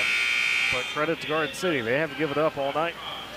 Yeah, and it really has kind of been a tale of two halves for the Boomers because the first half, for the most part, then with the exception of a small little stretch, but for the most part, they kind of controlled the momentum of the game. All the flow was going their direction. They were playing well on defense. In the second half, it's gotten pretty sloppy. Fortunately, they've been able to keep Garden City at bay just enough to maintain the lead. And bounce pass for Garden City. They're able to work ahead to Korth. She's going to attack on the Boomers. Boomers weren't quite set defensively, but Korth with the miss. Rebound picked up by Mills. She'll give it over to Middle. Take it across timeline. High right wing. Dumps down. Culp underneath on Powers. Draws the foul. Shot off, but Caitlin Culp not being afraid to be aggressive down low. That's what I'm telling you. I think if the Boomers have been trying to do that all night long, it's almost there every time where they're making the basket or they're getting to the free throw line. Third foul on Powers. Culp at the line. First free throw just rims out from the left to the right. Remains 43-38. Boomers lead. Minute 19, third quarter. Second free throw from Culp does fall. She's got 7 off the bench tonight. As this pitcher trying to inbound it for Garden City, and a 5-second call. Boomers able to defend on that inbound. They went essentially 5-on-4, didn't face guard pension at all. So the Boomers get it right back. This will be Mills, the inbounder, beneath the left block on the baseline. She goes up top, no, stolen away by Korth. Was intended for Mendel. Korth the other way down the right side. Now Mendel with the steal, poked her away. She'll flip it ahead to Douglas Fisher, leaking out for the layup, and it goes, and a foul. And one for Riley Douglas Fisher. She got pushed down after the shot. And they will tag Finch for her second, 9th of the quarter for Garden City. I know it only shows 5, but we'll keep a track afterwards. Free throw, the end one goes for Douglas Fisher. She's got 9. So all of a sudden, Boomers up by 9, 47-38. Minute 5 left in the frame. That's Korth across the timeline to Hannigan. Pulls up and the shot blocked by Mills. She was on her on the 3-point shot. She'll take it and flip it over to Middle. That's Kaylee's 11th rebound tonight. She's working. And how about that block? I mean, Hannigan, we talked about quick release. She got there. Left wing, it's Nelson on the dribble with 45 seconds left in the third quarter. Up top to Mills. Ooh. Almost traveled, but Mills there. Hands off to Middle. Over to Colt, left side, down to Mills, and then a block by Finch. A little revenge, but Mills cleans it up. And we get the board, put it back up left side. She's got 10. Double-double. There you go, Kayla. 49-38, Boomers lead by 11. 24 seconds left in the quarter. Garden City, it's Korth, right wing for 3. It's a bit short, long rebound. Works its way to Kayla Mills. Who else? Back the other way for the Boomers. As it's Middle, taking it on the dribble. 12 seconds left in the frame. Crosses over and pitching at the line. Now sees Korth come to her. To Nelson. Fires it to Colt. Spins it to the paint. Right-handed hook. Just runs out. Rebound poked out of bounds by Nelson.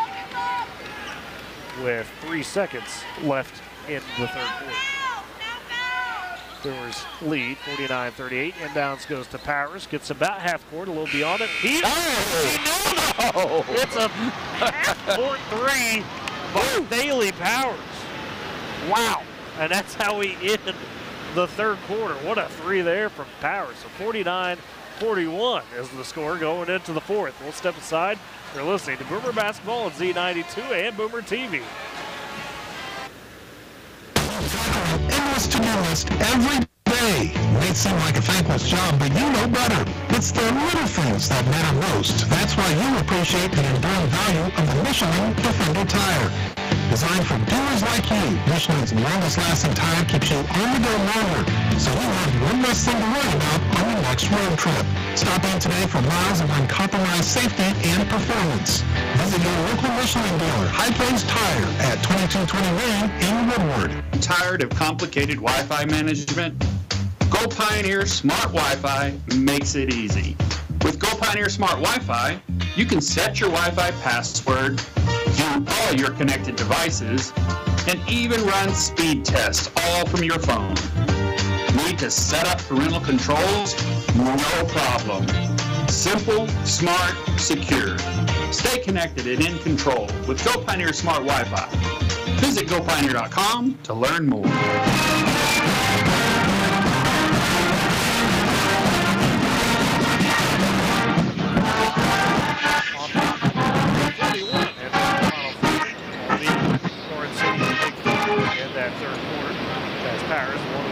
The inbounds pass from pitcher. She stands at the W.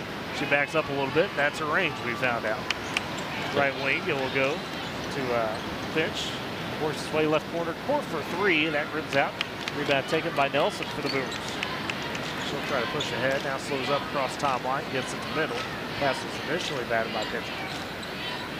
Middle zips it to Mills on the elbow. Dumps it down. Backside to Floyd. Lets the girl go by. Shot off, but Douglas Fisher cleans it up. Riley with 11. Boomers lead by 10, 51-41. Taking it the other way from Garden City. Floats a pass, free throw line to Finch. Bounces it, right side, Powers trying to attack on the baseline. She gets in, shot blocked by Mills, picked up by Middle on the board. Goes down the left side, her pass though too strong, intended for Douglas Fisher, but then a travel from Court from Garden City. So Boomers get right back. They lead 51-41. Could be 13-point advantage, but boy, Powers, I mean, that was impressive. That was deep. Inbounds for the Boomers, goes to Douglas Fisher, gets some space to the hole from the right side, and a layup from Riley. She's got 13 now. Boomers spread it out on the score. And again across the timeline for Garden City as the left wing, top of key to Pension. Thinks about it, she'll take the three, nobody guarded her, nailed it. The forward able to launch and nail. I think Pitchin has that ability to take over a game if she really wanted to. Yeah, and you should see it at times, but it's just not consistently there. Yeah, she's athletic. She's got a little bit of size. Yeah. She can knock her down. Listed at 5'10". Watch out, Eric. Good catch. I'm here. I'm all over it. In the game. Doing, was that triple duty now? Yep. Colored. I get the steal. I get the steal because I was on third over. 53-44 as the Boomers did turn it over, unfortunately, on the pass. Garden City the other way. This Blake's top of the key. Trying to pass the pitch and almost thrown away by Middle. Ooh, a little bit behind the back from pitch. Gets over to Bank. Gets back up top. Deep three, but blocked by Middle and rebounded by Douglas Fisher. Middle closed out on that one. She takes it right side, a little crossover into the paint and double dribble. Middle's got three blocks tonight. Yeah, I know. It's crazy. And two of them have been all three-pointers. That's the even wilder part. As now Eric is trying to die live on air. Got something stuck in his throat. 6:07 left of the game. Boomers lead 53-44. It's inbound for Garden City. Vegas trying to take it. That's stolen away by Douglas Fisher. Down to Middle, and that's blocked by Pitcher. Back the other way for the Lady Buffs. She gets into the paint to Bang, and a lot of contact, and then and one for Bang. Tough basket by her. That's her first of the night, and they get Kayla Mills with her second foul of the night. Yeah, it's kind of impressive. It was only Kaylee's second foul. It was how hard she's played. Very physical. You know, she has 13 rebounds. The free throw by Ming. A little short rebound right there for it is Middle. Now she'll race ahead across timeline, crosses over, splits a double team, left wing to, or left corner, I should say, to Floyd. Then her pass inside, stolen away by Garden City. They get ahead to Hannigan. 5:40 left in the game. Boomers lead 53-46, trying to hold on against the Lady Bucks. And out middle, trying to get a steal and crashing into our table just about, as Vegas was top to keep. Boomers are up to 21 turnovers. It's a stat that's played both teams. We talked about that in pregame. Both had their share tonight, no doubt. Yeah, I mean, Garden City's not far behind with 17. Inbounds for pitching. High left wing to Boygas. Right in front of us, guarded tightly by Middle. She'll dribble it back up to the Woodward W. Near the half-court line. Now looks to attack left side. Spins in the paint. Works her way through. Somehow get open for the shot, but it's well off. Rebound by Mills, and then she's fouled. Trying to pull out of the traffic. We get Boygas. It's her first. Team first in the quarter for Garden City. We're still leading 53-46, 5:20 left in the ball game. They've got the possession. It's Bindle on the dribble in the backcourt. And back to the sideline now, crosses over on pitching. Gets double team. Left wing to Floyd. Dumps it down to Colt. The shot and one for Colt from the left block. With 5:09 left in the ball game. Colt with another and one. And they tag Hannigan for her first foul. Second of the quarter for Garden City. Pope on the free throw nails it, and the Boomers have 4 players in double figures on scoring as they lead by 10, 56-46. Pitching the other way, she's trapped up a little bit top key, double team, has worked over to Malagas. Oh. Takes it below the free throw line. Her pass nearly knocked away, and it was. Poor couldn't handle it as she was being bumped there by Douglas Fisher and goes out of bounds into Garden City's bench and a turnover. They didn't recognize that they had Hannigan wide open in the corner. So if they would have kicked it out, they never looked that direction. Hannigan doesn't want it wide open. She wants the contest. Yeah, she needs somebody in her face. And a full timeout taken by Garden City. This Boomers lead by 10. Great Plains Bank, Heritage Trust, respect to those are the things that make Great Plains Bank great. The deep roots across Oklahoma and Texas, they are in touch with communities in which their customers live and work. Compass Athletics, from sports equipment to championship trophies and everything in between. 2024 Main Street, Woodward, 580-256-7045. Great Plains Bank, Compass Athletics, powering Woodward Sports. Breaking news. The Oklahoma City Thunder are winning. That's a shocker. Shocker. With 10 back, no way. Man, it's a fun season. Oh, it's great. It's really a good reprieve from the college side of things for Oklahoma. That is very true. Unless you're one of those Dallas Mavericks fans. I know that's what I was like, at least we're not a mess like the Dallas Mavericks. We got a few Dallas Maverick fans that are very upset in the state. I promise you. I promise you. I've talked to a few. I'm upset for them. Yeah, like, it's tough. It's tough. Because not most Dallas Mavericks fans are also Dallas Cowboys fans. So they got two mess of front offices. Messes of But on the plus side, they're also Lakers fans, so there's sadness and joy. Out the timeout, Boomers with it. Free throw line, Mills dumps it down to Colt, rounds it home.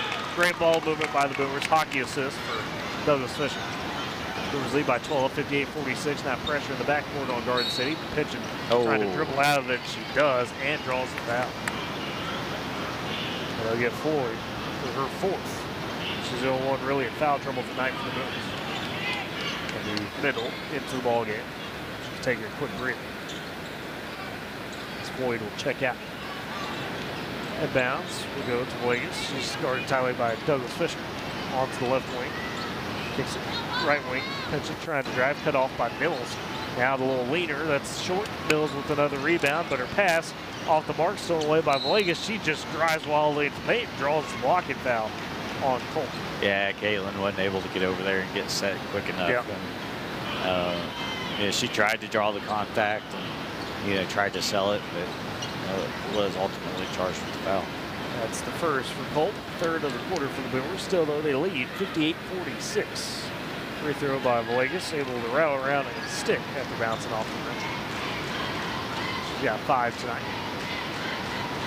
Bill's going to go over and talk to Coach Casey Jones. Second free throw for Vegas. There you go. She's got 6. The Boomers lead by 10 again, 58-48. 4:19 left of the game. The other way. Right wing Douglas Fisher. Back down to middle. And almost carry. Gets up and under a wild layup attempt. Well high. Off the glass. Rebound. Jump ball between Colt and May. Possession keeps it with Woodward. Bit of an uncharacteristically off-the-mark shot from around the rim. Then it will be Douglas Fisher inbounding beneath right block on the baseline. The pass finds Colt in the corner. Oh. Back down, Douglas Fisher, no, stolen away by Garden City. May able to get ahead of it. Flips ahead of Pinchin. She drives and a foul by Bailey Nelson. Make sure Pinchin can't get the shot up. So we'll send KJ to the free throw line. And Nelson will pick up her first of the game, fourth of the quarter for the Boomers. Now Pinchin at the free throw line. She's got 15 points, no, excuse me, 14 points tonight. Now making 15 on the free throw. So between her and Hannigan, they've got 30 of the 49 for the Lady Bucks. 58-49, Boomers lead by 9. That's trying to cut it to 8 and does. Or 27 of them. Over, stop. You stop. You stop. We're not. That's their deal. We're good. I'll go back and watch the film. I'm not passing. I mean, I'll go back and watch the film. I'm petty like that. Let's see. left wing Bills for the Boomers. They work it up top to middle. Not accusing Garden City of anything, but controversial. Right. Top of the key. Colt left wing back to Douglas Fisher with 3:45 left in the game. Boomers lead by 8, 58-50. Right side to Nelson. In the corner beside her in the middle. Trying to attack now off the dribble. Gets all the way under the free net. This time able to go up and under the layup. By the way, I say that joke. I'm Yes. not trying to actually. We're not trying to start anything. Pitch it the other way. A nice attack into the front of the basket. She gets layup. She got 18. Man, Still an 8-point game. She's impressive. When she wants to take it, she'll take it. And she can handle the ball too. She's had some nice dribble moves. Like I said, good size.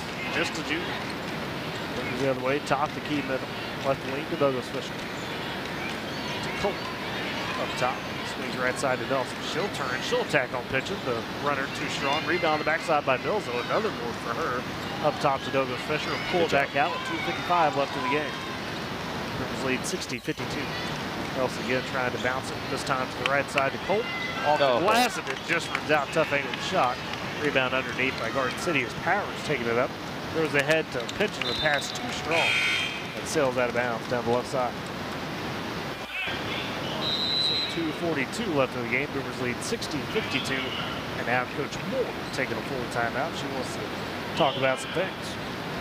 R5 customer warranty. When you work with R5, you can count on a quick, fun, and enjoyable process with results that consistently exceed expectations. Go chat with your screen printers about customized apparel. 817 Main Street in Woodward or 580-256-3579. And Western Drug, 1021 Oklahoma Avenue. They've got a friendly and caring staff and a drive-through window that is awfully convenient. Always excellent service. 580-256-5586. Western Drug R5 powering Boomer Sports this season. So we're kind of in that holding pattern right now, Eric, with the 8-point advantage. They've widened it a little bit. Got cut as close as one by Garden City, but the Boomers have kind of finally settled into the second half, it seems like.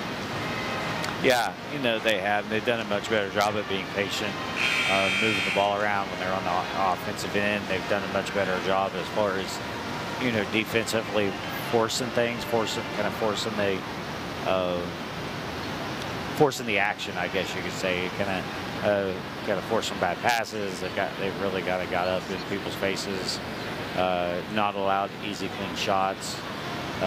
You know, they've done what they've needed to do to take care of business, and you know, hopefully, you know, this is what we want to see night in, night out for the Boomers.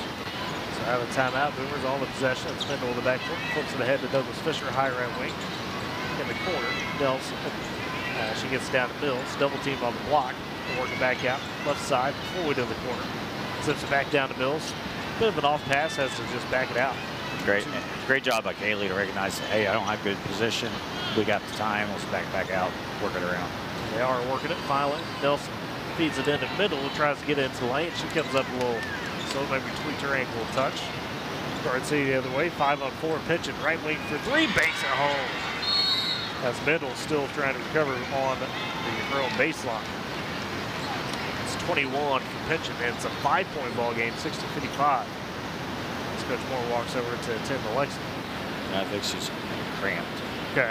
that make a little more sense. I was just hoping it won the angle. She didn't seem to favor it though, so that was good news. Well, yeah, you're right. I think she's cramped up. And we've seen her, you know, this season deal with cramps in games. And, you know, some athletes, they just kind of have that natural tendency to deal with cramps. I think you talked about you had. Yeah, one of the best running backs in the state, at least during my time when he was playing. My class, Kai Callan, man, back in Guthrie, he would cramp up all the time.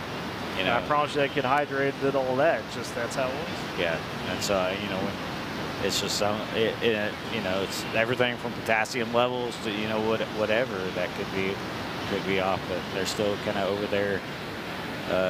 Matt Harrington has kind of been the acting trainer. Him and Aaron White kind of been the acting trainers this year for Boomer Athletics. He's over there kind of trying to stretch her out a little bit. So we tend to her. Next to fine, just dealing with that cramp like we talked about. St. State Bank, they've got a branch in Woodward, the new location, 2314 Williams Avenue. St. State Bank Woodward branch offers full service banking, including personal checking, savings, home and commercial loans, mobile and online banking, wire transfers, and much more. M&D Enterprises and Lawnmower Shop, for your best lawn, porch, and patio. M&D and Lawnmower Shop are your people. They carry everything you need to make your greenscape that little piece of heaven you've always dreamed of. Locations in Woodward, Canton, and Weatherford. You see Lake's middle gear helped up and walking off the court under her own power after dealing with that cramp. So good to see that. Go get that girl a pickle. That's right. Pickles and bananas. Dude, did you guys do that during football camp? It was always the pickle juice. Guys would be drinking that stuff during 2 days. During basketball camp when I was at Olive, man, we had so many pickle juice cups because it's hot in that gym. Boomer's the other way out of the timeout. I just picture now, Eric just sculpting down the pickle juice. All right.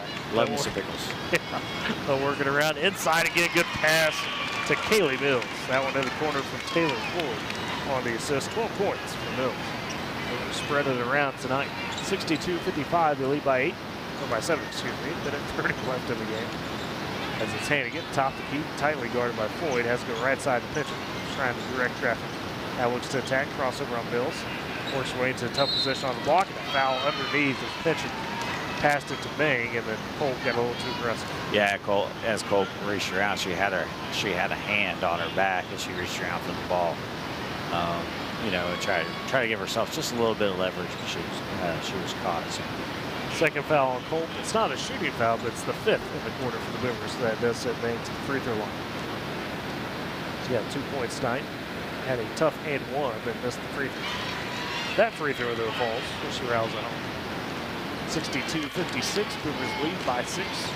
Minute 21 left. Lexi back in the game. She is. Cole will check out. Let's make a few dribbles, spins the ball, flips and shoots. That's off the back iron high. Rebound though underneath by Korf. Her shot too strong. Pitching a third chance. Can't get that one either off the front of the rim. Rebound taken by Douglas Fisher, but then she's harassed by Fitchin as it gets knocked out of bounds. Possession though keeps it with Woodward. Minute 12 left in the game. Boomers now just gonna have to play smart. Guard says he's got fouled 3 times for the Boomers in the bonus.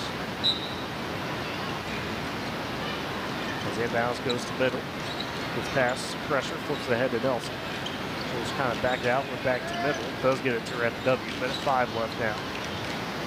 Guard say there's no shot clock, so we'll see if they adapt to that. And Boomers though hand him a free one as Floyd in the right corner trying to get it to Douglas Fisher. It's a turnover there. Guard City with the chance, trailing by 6, 62-56. Pitching trying to push, gets in the paint, kicks out. Open 3 for Korf, left side, and drained it. Korf with the 3. She's got 11. And now fouled quickly are the Boomers. With 45 seconds left in the game. And that will be on Hannigan. Her second, team third. So still 2 more to give for Garden City. The Boomers lead by 3, 62-59. Inbounds from Floyd, goes to middle of the backcourt. Ooh, bit of a risky pass to Douglas Fisher, but she's able to catch it and get fouled. I was worried she's double teamed. That was a little tight. And they'll get Korf for her second foul.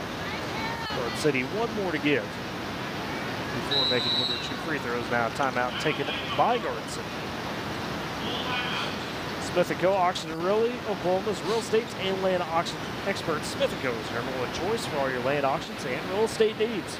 Call 580-254-3975 or email Ira at smithcorealestate.com. Smith & Co. powering Boomer Sports this season on KMZE FM. So Eric, Boomers made a little exciting here in terms of trying, I wouldn't say give this one away, but man, Garden City's been on it with those three-pointers. Obviously, Hannigan's been responsible for a lot, but Garden City stayed in this game by virtue of that three-point line at times. Yeah, and we've seen that multiple times this year where, you know, it's kind of the three-point. It's kind of been kind of one of the struggles for the Boomers as far as, you know, closing out, things like that. Hannigan, you got to take away some of her shots just because man, it's impressive some of the shots that she hit tonight, you know. But, and then Powers gets that deep beyond half court. Right, you didn't take away either that. Some of those dangerous phantom threes we were talking about. Yeah. Overall, I mean, the Boomers have just battled tonight. You know, and I feel like, you know, for the most part, they've done pretty well. And now they've just got to get through this stretch where we know when there's a lot of pressure applied on them, sometimes they struggle a little bit. So they've just kind of got to make sure they get the ball inbounded and knock down their free throws. And it will be Floyd inbounding for the Boomers in front of the Garden City bench. Does get it to Douglas Fisher in the backcourt. Pressure on her by Villegas. Sees the double team back to Floyd. It's Douglas Fisher trying to get ahead to Middle. Finally gets across timeline and ooh, tackled there by Korf at the half-court line. Not intentionally tackled, but it looked pretty much like Middle was trying to dive for the 1 yard. Yeah, she took a hard shot, getting a little slow. I'm not sure if this is. Yeah, I don't think this is the cramping leg though. That's definitely an awkward hit. I mean, yeah. that was a tough hit. Again, not intentional or anything by Korf. Just they collided. But you know, you talked about, you know, this game's so close. How many free throws have we missed? Yeah. You know, and so. And there's one as Middle high off the back iron hits the rim and out. Check back in for Garden City. So Middle needs to make this one to make it a 4-point game. The longest one possession game you can have. Free throw missed, flying in, was pitching for the rebound. She'll try to push, 30 seconds. Garden City looking for a three, pitching, gets in the paint, kicks out, right corner. The Boomers got to stay straight up. And pitching takes the three off the front of the rim, no good. Rebound by Nelson, and then she's fouled quickly. Nelson able to get the big rebound. Pitching had a clean look from the right wing. Couldn't get it to go down. That's honestly, you know, if there's going to be a shot taken, you know, kind of an off balance, long range shots, one you want to say, okay, if you make it, you make it, but you know, it's not a high percentage shot at all. And he kept it away from Hannigan too. That was the big part. First free throw from Nelson does fall. She's got 5. Boomers now by 4, 63-59 for 2 possession lead. And yes, good from Nelson. She's got 6. The Boomers do lead by 5, 64-59. 2 big free throws for Bailey Nelson. But look at this scorebook, at least in terms of the points. This is one of the better all-around scoring efforts we've seen from the Boomers. Middle's got 15, 13 from Douglas Fisher, 12 from Kolb as well as Mills, 6 from Nelson, 6 from Floyd. I mean, that's what we've been kind of wanting, you know, from these groups. Well, and also when you add the rebounds to it, I mean, we got 2 players with double doubles. As Fisher also has 11 rebounds. Caitlin Culp has come in, and Caitlin has played really well. You know, and so it's just this is by far the most team game we have seen out of these Boomers this season. Seen a lot of good possessions too when it comes to the passing. Seen a lot of quick passing. That's worked its way to some easy baskets. You mentioned how it seems like Woodward had the plan early. Say, you know what, we're going to get inside. We're going to challenge Garden City that way.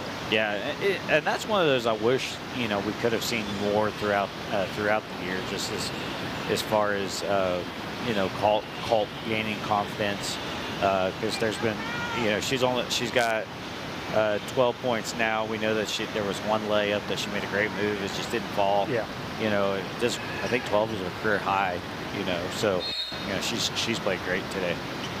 Garden City on the inbound, pitching, able to take it across the timeline with 15 seconds left in the game. Garden City trails by 5. Hannigan deep on the right wing, thinking about it. She got with 10, now pulls up right in front of the 3-point, or right behind it, top key. That's air ball. Rebound by the Boomers. Douglas Fisher feeds ahead to Nelson. to Floyd, just in the paint, the little hook shot, that goes out, but that's the ball game. Boomers hold on.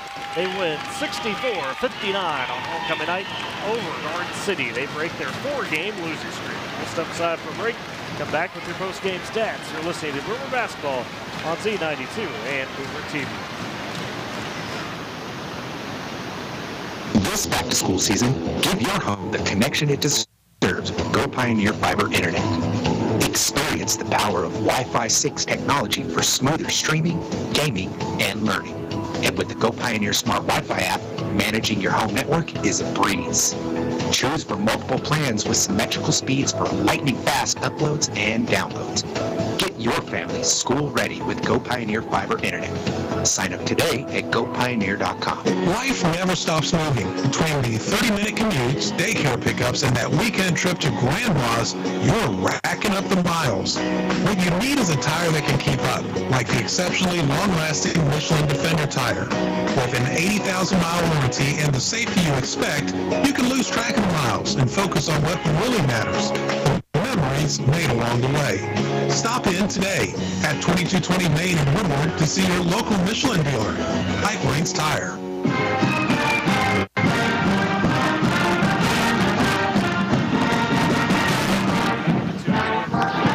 As the girls have claimed victory over Garden City, 64-59, able to win the title for the Boomers. Let's take a look at your post-game stats here for scoring-wise. Lexi Middle leading the way with 15 points, and Bradley Nova Fisher with a solid 13-point effort, 12 from Caitlin Colton and Kaylee Mills, and then 6 apiece from Bailey Nelson and Taylor Floyd for the Boomers. On the Garden City side, a strong effort from KJ Pigeon with 21 points. She had 2 threes, and then Maya Hannigan off the bench, 15 points, 5 3-pointers for her. Maya Corp with 11 points as well, the 3 Lady Buffs in double figures.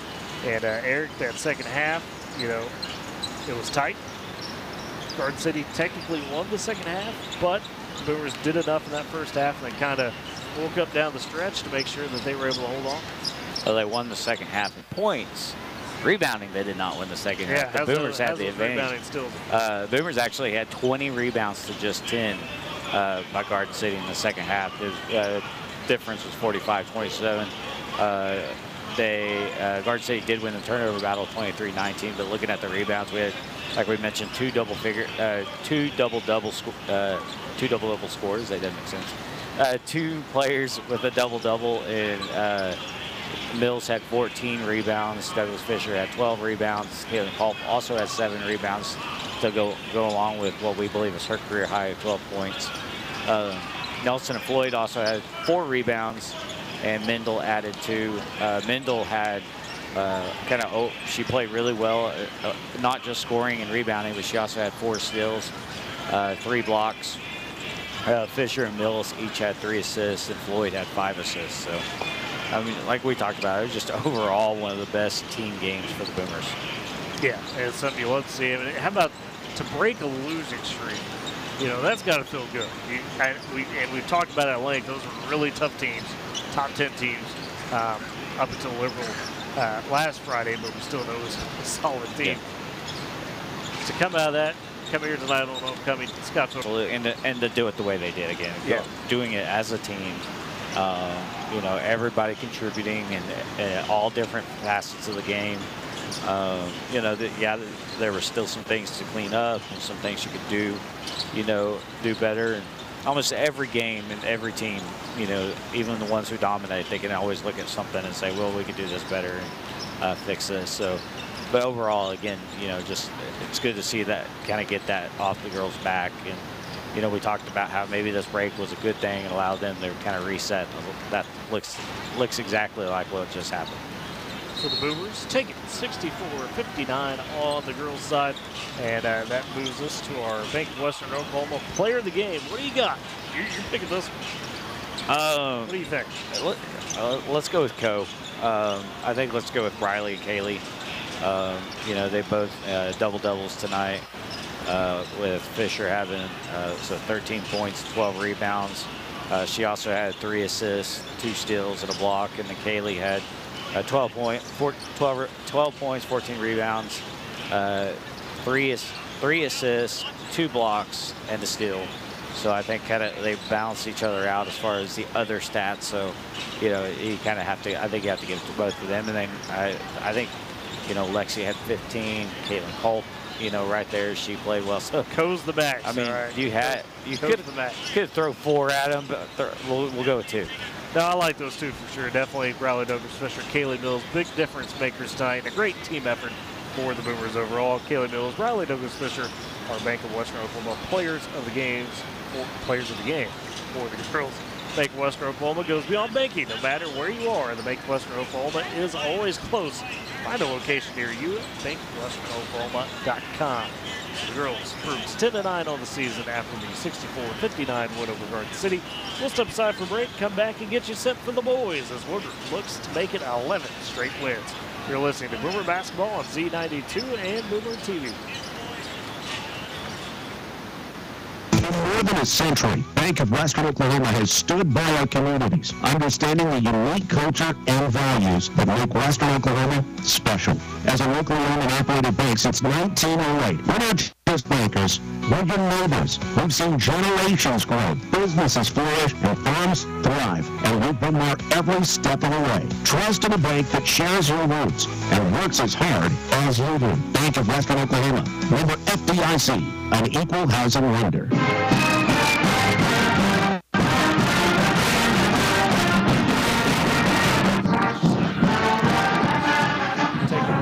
City, the bus closed.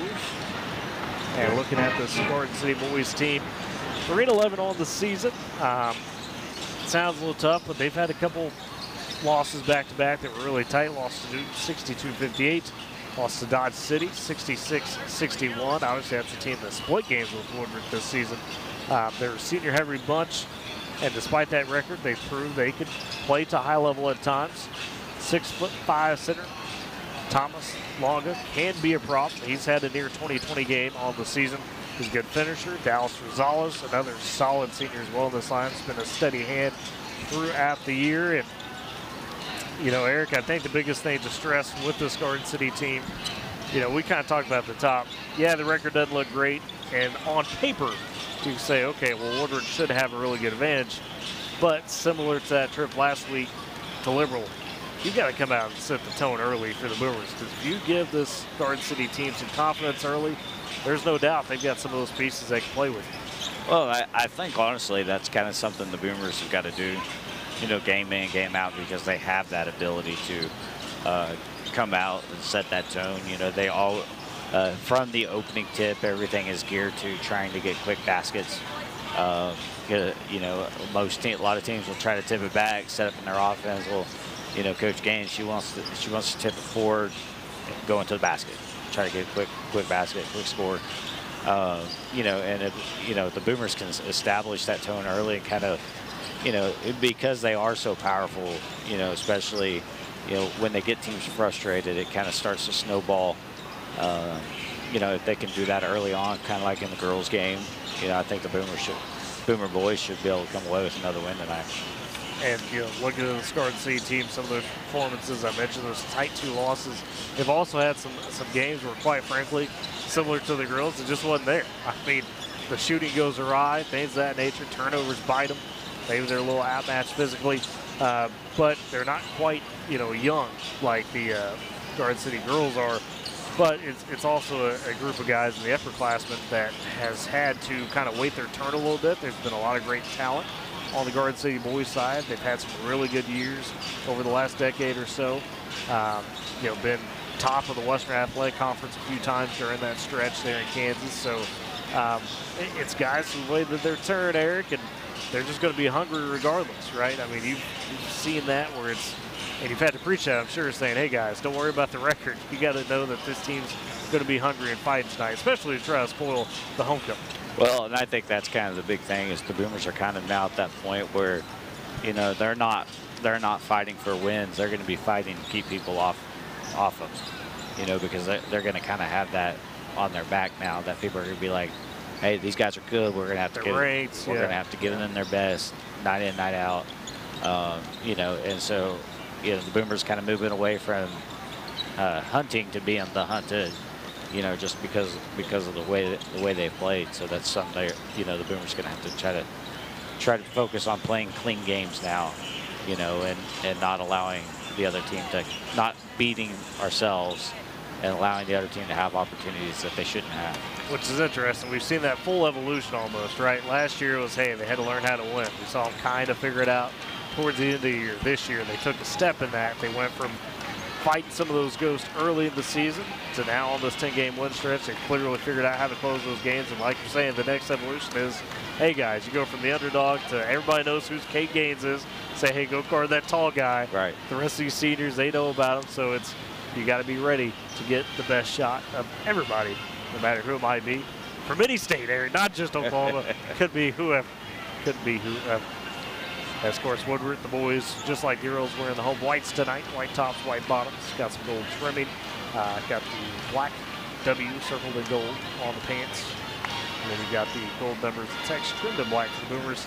For Garden City, they'll be wearing the road brown uniforms with the white trimming numbers and text for Garden City. So we'll turn it over for your starting lineups. We'd like to welcome our guests from Garden City and their fans to Woodward, Oklahoma. And we would like to welcome all of you to Jimmy Pat Court. Let's get to the starting line for the Garden City Buffalo. We're number 10, Daniel Martinez. We're number 12, Drew Strucker. We're number 15, Dallas Rosales. We're number 20, Thomas Hoco. And we're number 23, McCoy Hammer. The Buffalo Bills play the blue Woodburger. And now, let's get hyped.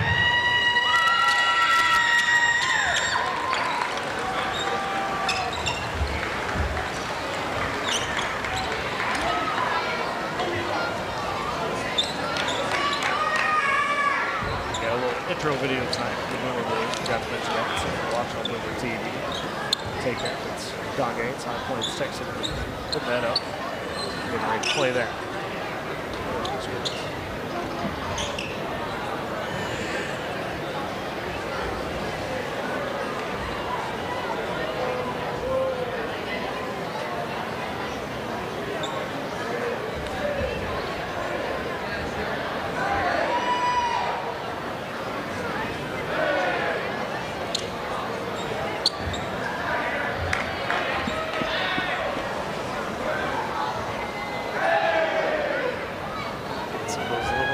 In from last week. So.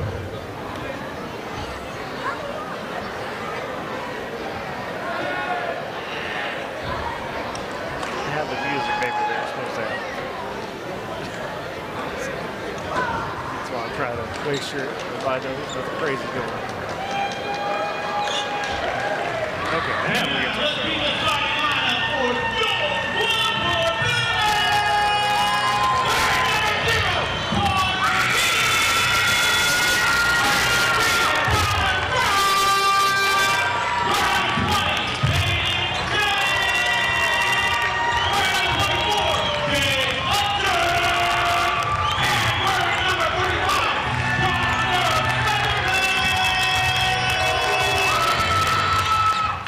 And there's your starting lineups for both sides for the Boomers. The same starting five we've seen: Carter Reed, Connor Sunderland, Connor Price, Peyton Gaines, and Gage Hutchins. For Garden City, it'll be Danielle Monterez, Drew Strecker, Dallas Rosales, Thomas Longa, and McCoy Herman. Herman, the one freshman, the underclassman in the starting lineup. Shooting Strecker also a sophomore, so split up a little bit. As jumping will be Longa against Gaines. 6'5" or 6'5" on 6'7". 6'7", I should say. And the Boomers win the tip, going right to left in front of us. So it'll be Sunderland. Top the key. He'll take back the three. Takes it too strong for Connor Sunderland. Now the rebound fought for on the ground. Garden City able to come up with it as they'll flip it ahead to Strecker. Gets it down low. The shot by Herman, the freshman, too strong, but the rebound underneath by Longa. So working back out up top. Finds Rosales, right wing. He'll drive to the left elbow, cut off by Carter Reed. Tight defense, now just flips it behind him. Gets it to Strecker, who then gets it poked away by Carter Reed. So it stays with Garden City. Scoreless here in the first 30 seconds. Not like what we had last week. Not quite the fireworks. I'm glad because I'm still trying to get my sheet set up. So Headbounds goes to Longa near the right block. He's double teamed. They kick out top the key. Morales takes the three and he'll nail. So that's the first basket of the game. Garden City takes the 3-0 lead. Back the other way for the Boomers. Gains top key. Nice feed down to Carter Reed. He's fouled. Tried to kick out to Sunderland right corner for three. Reed had deep. We got Hermit for the foul. Hermit, excuse me. That's Price. We'll try to inbounds for the Boomers to Sunderland, and that's poked away, stole by Garden City. 7:05 first quarter. They lead 3-0. It's Rosales across the timeline. Top of the key, picked up by Reed. He's cut off at the elbow. Again, up to Long. Straight away. Right side. Monterez dumps it down to Longa. He's double teamed the paint. Oh, able to get open, but Gaines with the block. Yeah. Oh, they're going to say goaltender. yeah, I think that's probably the right Close. call. I mean, you hear the Boomer crowd not happy, Yeah. but like you're saying, that's probably close enough. Yeah, it was pretty close. It was so close to the rim where it Yeah. happened. It's hard to hard not to blow the whistle, honestly, in a situation like that. So count the basket for Longa. He's got two. And it's a 5-0 Garden City lead in the first minute 20. 6:40 left first quarter. Boomers the other way with Price top key. Sees the double screen, goes around it. Gets out to Reed, finds Gaines, trying to turn the corner, and then they say offensive foul on Connor Sunderland, who said the screen. So that's his first. Boys coming out a little slow to start. As now Gaines able to steal the inbounds pass, flipping back to Price, to Hutchins, back over to Price, back to Hutchins, left wing for three. It's a little short, rebound taken on the backside by Hemrick. Freshman double team in the backcourt, finds Rosales. He'll go ahead to Longa, left wing in the corner for three, too strong by Stricker. Rebound on the backside by Hutchins. He'll race ahead, flips it behind him to Carter Reed. Top key to Price, left wing to Sunderland in the corner. Gaines, three, left side, drains it. Okay, Gaines takes his first shot and makes it. And the Boomers trail 5-3. Now the pressure on the backcourt as they work it to Strecker, does Garden City, over to Hemrick. He gets it down right wing, up to Rosales, top of the key. Swing back over to Monterez. Tries to attack, cut off there. Strecker comes around the top. Good cut off by Carter Reed. Has feed back out to Longa. And now Rosales launches the deep left wing three. That's too strong. Gaines with the board underneath. He's trying to push ahead, then trying to step in front of him was Rosales, and he got pushed over. And it's going to be a foul on Rosales. His first, second of the quarter for Garden City. Boomers still trail 5-3. 5:31 first quarter. As it be Gaines inbounding from the sideline and to Reed. Price to him. Back to Gaines deep. Right wing three. That's too strong. Pops out. Rebound underneath by Longa. Over to Rosales. So race across the timeline. Back to Longa top. Oh, that's a walk. And travels, yep. Wanted to attack from there and just, you heard it. You heard a little. Yeah. You know, he saw the opportunity. Just took just a slight beat before he actually fully took off, and his momentum was already kind of carrying him in that direction. And Javen Morales, the sophomore, steps in for Garden City. He'll take that, the freshman Hemrick. As Price gives it to Gaines, left corner, takes the three, too strong. Rebound underneath by Nemechek, who's checked in the game, one of the seniors. Hayden Nemechek across the timeline. Garden City guard tie lead by Reed. Now he's picked up his dribble. He's poked at. He's on the ground trying to keep the possession. Gaines just takes away from him. But then Gaines almost loses the handle. Price able to pick that up. Back to Gaines. Down the right side to Reed on the wing. To Sunderland up top. Corner. Hutchins thinks about the three. Now wants to attack on the baseline. Gets in the paint. The little floater just off the front of the rim. Rebound by Rosales. Garden City the other way to Nemechek. Trying to bounce over to Longa. That's stolen away by Connor Price. Stepped in front. He floats it ahead to Hutchins. Baseline. Reed, the spin move in the paint. The floater. Oh, too strong off the back iron. And a foul underneath. And it should be on Garden City, I think. And it is. They'll get Stricker. It's his first, team third. The Boomers getting out rebounded right now 6-3, but they've also forced 6 turnovers. So Off the inbounds, goes to Sunderland, Gaines back to Sunderland, and then a jump ball forced by Longa. Possession arrow goes to Garden City. As Longa challenged Sunderland underneath. 4:19 left first quarter. Boomers trail 5-3. As now a foul in the backcourt. Gaines collided with Rosales. That'll be his first. We'll see Jay Graff into the game for the first time tonight. Isaiah Washington also checks in. So take out Sunderland, and Price was checked out by Graff. So Garden City the other way after the foul. Rosales, high left wing, double team, has go to Morales, top of the key. Back to Nemechek, free throw line, kicks it to Rosales left corner, lets Gaines blow by him, steps up, takes the three. That one, it looked like it was going to pop out, but it went high and rolled in. 3 points for Rosales. And Garden City up 8-3 early on the Boomers. Hutchins bounces it down to Washington. He's double teamed, tough by Longa, but still gets it up over him for the basket. Good move by Washington on the left block. Off the bench, he's got his first bucket. Makes it 8-5. Yeah, good job by Isaiah to kind of wait for him to go up and then take it up into him. Longa leaks out the other way. He gets the easy layup. He's got 4 points, 10-5.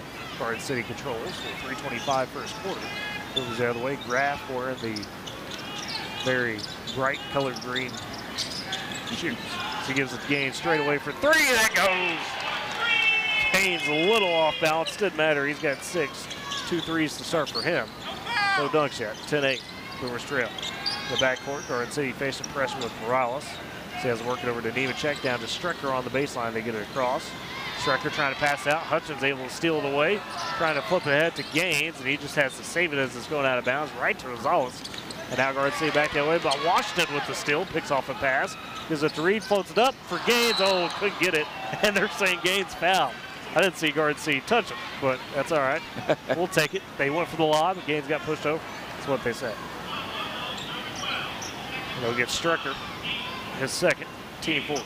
Yeah, one thing for the Boomers, though, you got to watch out is a lot of times we will, you know, when teams are going fast and they're getting sloppy, the Boomers kind of fall into that as well. So, you know, on the offensive side, once we're forcing those turnovers, slow down and be smart, you know, and take the opportunities that are given to you, not try to force things. It's a Reed for Reed substitution as Cole Reed steps in for Carter. Gaines makes the first free throw. He's got 7 of the 9 for the Boomers, looking to tie on the second, and does.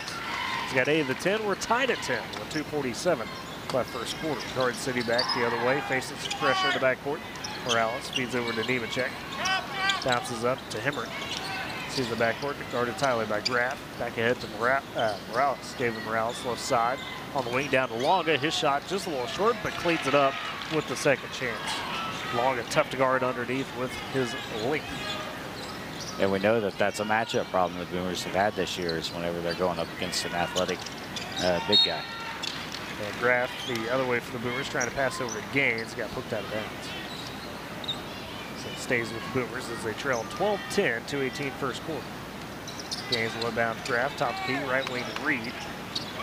Back up to Graff, looking to attack. Rosales instead gives it to Reed, who's trying to get into lane and just out control of the charge on Cole Reed.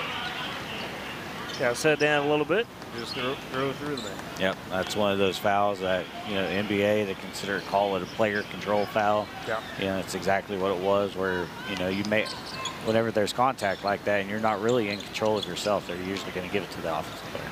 So Garden City breaking the pressure the other way. As across the timeline goes Rosales, left wing. Gets to the free throw line. To Nemechek right side, trying to bounce it along. Boomers jump in front. The Gaines able to get the steal, and then they say kick ball on Garden City. So Hutchins. I say Gaines. But Hutchins able to step in front. Goodness, he got back to Price. Then the kick ball. Now the Boomers with possession, minute 55 first quarter. Trailing 12-10. Price hands off to Carter Reed, right wing. Finding Gaines, top the key, looking to work on Hemmert. Steps up left wing for 3, falls after the shot. Rebound taken by Longa. As Garden City pushes ahead with Rosales. Gaines steps in front of him, cuts him off, nearly a walk. As Rosales gets the reset. Kicks in the corner, Nemechek for 3, and he gets it home. So Nemechek off the bench with the 3. It's his first, 15-10, Boomers trail by 5. Hutchins back the other way into the lane, and another just out of control by Hutchins this time. All this that's happened, we got a couple fouls, we got some missed shots, and it's all because the Boomers are forcing things, and they're not slowing down and just playing the game. They're forcing it. You know, Gaines' last shot, he was kind of off balance jumping into him. You know, the Boomers need to slow down and get out of Garden City's game and play their own game. So that will be a timeout taken by Woodward. Coach Gaines wants to talk about it. Not necessarily happy right now, trying to get refocused. Heritage, trust, respect. Those are the things that make Great Plains Bank great. Deep roots across Oklahoma and Texas. They are in touch with communities in which their customers live and work. Great Plains Bank powering Boomer sports this season. Boomers trail 15-10 to start this homecoming contest against Garden City. A bit of a slow start for the Boomers.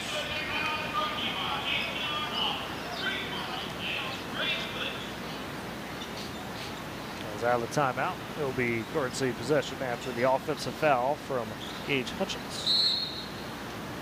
Boomers have had 2 charges in the first few minutes. Down to a minute 18 left in the quarter.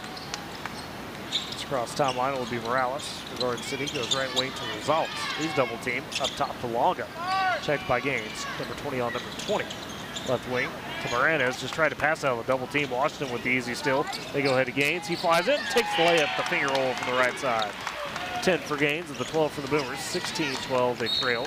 Back the other way for Garden City, and a turnover. Got too crazy themselves trying to throw it ahead. Who had that assist?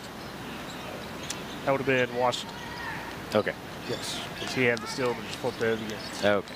I was marking something down and look up. I got you. And Caden scoring, so. Carter Reed with the possession for the Boomers as they trail 15-12. They had 16 for a moment. Corrected that. Reed trying to hold. 38 seconds left in the first quarter. Rosales eyeing him up. Now crossover, high left wing to Price at the Woodward W with 28 seconds left in the frame. Price calmly holds it. He's checked down by Morales, the sophomore. 18 seconds left in the quarter. Price poked out almost in the backcourt. Gets to Carter Reed left side on the wing. Garden City's probably wondering where the shot clock is. Yeah, 10 seconds. Now they played a fair amount of Oklahoma teams. I think they're good. Gaines gets it right wing. He'll pull up for 3. A little off rhythm. Too strong. Reed with the rebound. The shot at the buzzer. That's off as well. And then Rosales tries to heave. Oh, we almost had a second. Another one. Oh, my goodness. Almost another phantom 3. But that goes out, and the Boomers trail 15-12 after the first quarter to Garden City. We'll step aside. You're listening to Boomer Basketball on Z92 and Boomer TV.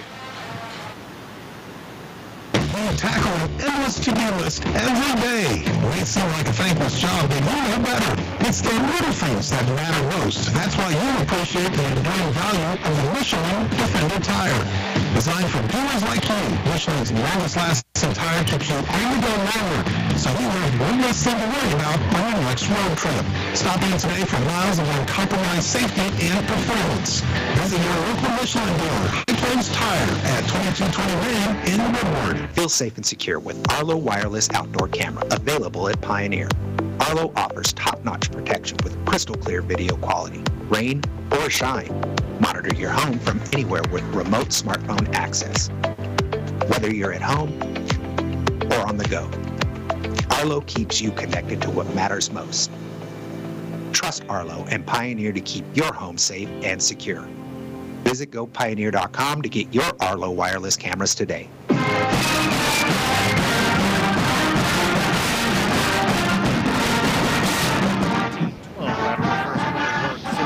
Start with possession to begin the second quarter as they work right to left in front of us. And a kickball by Garden City as Connor Price is trying to get a pass around David Morales.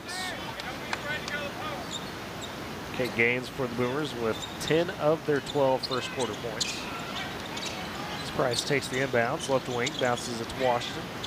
Here at top of the key. Carter Reed, right elbow for the jumper, gets it to fall. Reed with his first basket of the night. Cuts it to a 1-point game, 15-14. Boomers trying to force the turnover in the backcourt. Hemmer able to feed it ahead to Monterez, who's able to lob it to Longa for the easy layup. Left side, 8 points for Longa. 17-14. Garden City on top. Boomers the other way with Price in the corner. Bounces it to Washington on the block, left side, working on Longa. It's a little up and under on, and just, hey, the little sky hook finger roll. I don't know how else you call that. It was a hook, but a little bit of roll at the end. The touch he has added to his game is so impressive. 4 points for Washington off the bench. Brewers trail by 1, 17-16, 7:04 left in the half. Morales double team to Longa. He's going out of bounds. Just throw it back into play now. It's a bad scramble again as Hutchins can't control it. Longa takes it himself off the steal. Washington with good defense forces the miss as it rims out. Hemmerich, though, the freshman, just able to pull up in the paint, take the shot, collision underneath as it goes out of bounds. It'll be Boomer ball. A lot of chaos here. Boomers had to steal, lost it back, and some missed shots. I really don't like how the Boomers kind of playing into Garden City's game tonight. You know, it's been a very sloppy game here early on. The Boomers have had opportunities, you know, but again, they're just kind of getting credit to Garden City. You know, that's what you're going to have to do to win a game like this, is frustrate them. Price gets it to Gaines. Gaines poked that, stolen away by Garden City. Gonzalez comes up with it, feeds to Morales on the right wing, top key to Longa. He's got a left side, goes to Hemmerich in the corner, gets the screen from Longa. Gaines cuts him off though on the left elbow, and the pass back, a little out, controls Garden City, and Morales can't save it from going out of bounds. I think you saw some Boomer moms kind of take a deep breath as they started going into the homecoming decorations. Oh, not the Hoco, save it. Almost took out the Hoco letters. We need a little fence around it. Need a little fence around it. As Connor Price checks out, gives away to Jake Graff, who's back in the ball game.